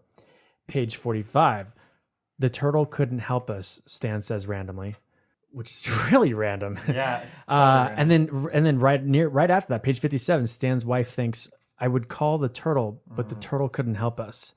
I'm like, how did this stuff not stick out like a sore thumb? But it goes away for hundreds of pages sometimes, so it's like easy to forget. And then page 148, I think this is Mike talking. Yeah. Or maybe this is the voice of the turtle. Yes, I rather think it was that. I know it's what Bill Denbrough would believe. And that's when, in reference to why Mike was waking up from some kind of sleep, because it was back. And I have another question. Since Al Pacino exists in this world, are we on the path of the turtle? Oh, we could be. I hope we are. Probably. I'd like to be with the turtle because I like turtles, and I saw 2 turtles yesterday. Actually, I saw 3. Aw, turtles! They're good. Chicago? Yeah, they were at the Lincoln Park Zoo. Yeah. Yeah, Nice. they're fun. There's they're all hanging out. There's a turtle pond on UT's campus that I always love to walk by, and they're such peaceful creatures, and I never get tired of seeing them. I love turtles. Now turtle. it's time for earnest Leonardo. turtle talk with Dan. Yeah, I love turtle talk. Quick though, Mac, favorite Ninja Turtle. Leonardo. Mel. Splinter. Doesn't count. Splinter's it a rat. does. Splinter's a rat. He's a rat. You have to choose between the 4 turtles. You have the I option. can't even tell them apart. Like what? You have the options of Donatello. They each have different Raphael, weapons. Leonardo, and who am I missing? I don't know, the purple one. Michelangelo. You like Donatello? I feel like Mel would like Donatello. I do too. What about you, Dan? Raphael. That's who I was picking, but I guess you guys are so cool. I do like Donatello also, but Raphael's cool because he has an attitude and he doesn't take shit from anyone. Yeah, well, he falls through windows and stuff. You guys think on page 71 that this is a King's Dominion when Richie's remembering things and he says, but sometimes those things come back. Oh, yes, indeed, they come back. Sometimes they come back. Oh, yes, it is. Oh, it has to be, right? He's a huge fan of that short story. And maybe even the movie was starring Tim I've Matheson. also got, it's not really King's Dominion, but it's a really fun shout out that he mentions on page 129, Dennis Etchison, who wrote he's a fan, who's, I guess, a horror writer, and he's also a fan of him. It's funny because it also ties into our Halloweenies podcast because Dennis Etchison wrote some of the novelizations for that series. All you constant listeners, because I've been actually looking for Dennis Etchison's short story collection, Dark Country, for a couple of years now, and it's very hard to find. So if any of you have any hot tips on where to find it, let me know. My boy Tim Vargulish, he's very good at finding rare books. So Tim, if you're listening, help old Brad Caffrey out. Anyway, is that a wrap on Matern? That's a wrap on that old Path of the Turtle. All right. Well, it's time to go back to oh my God, we're out of categories for now. You know why? Because this is not the end of the book. This is the very beginning. It's our namesake, It's our namesake book. We have to devote the right amount of time to it. And there's a lot to talk because clearly we've only are 170 pages in, and this is already a 3.5 to 4 hour conversation. I can only imagine the next episode. Most of the next couple episodes will probably focus on Ben's rampant alcoholism. That's true. Oh, and that's in fact, true. Well, thank you for admitting that.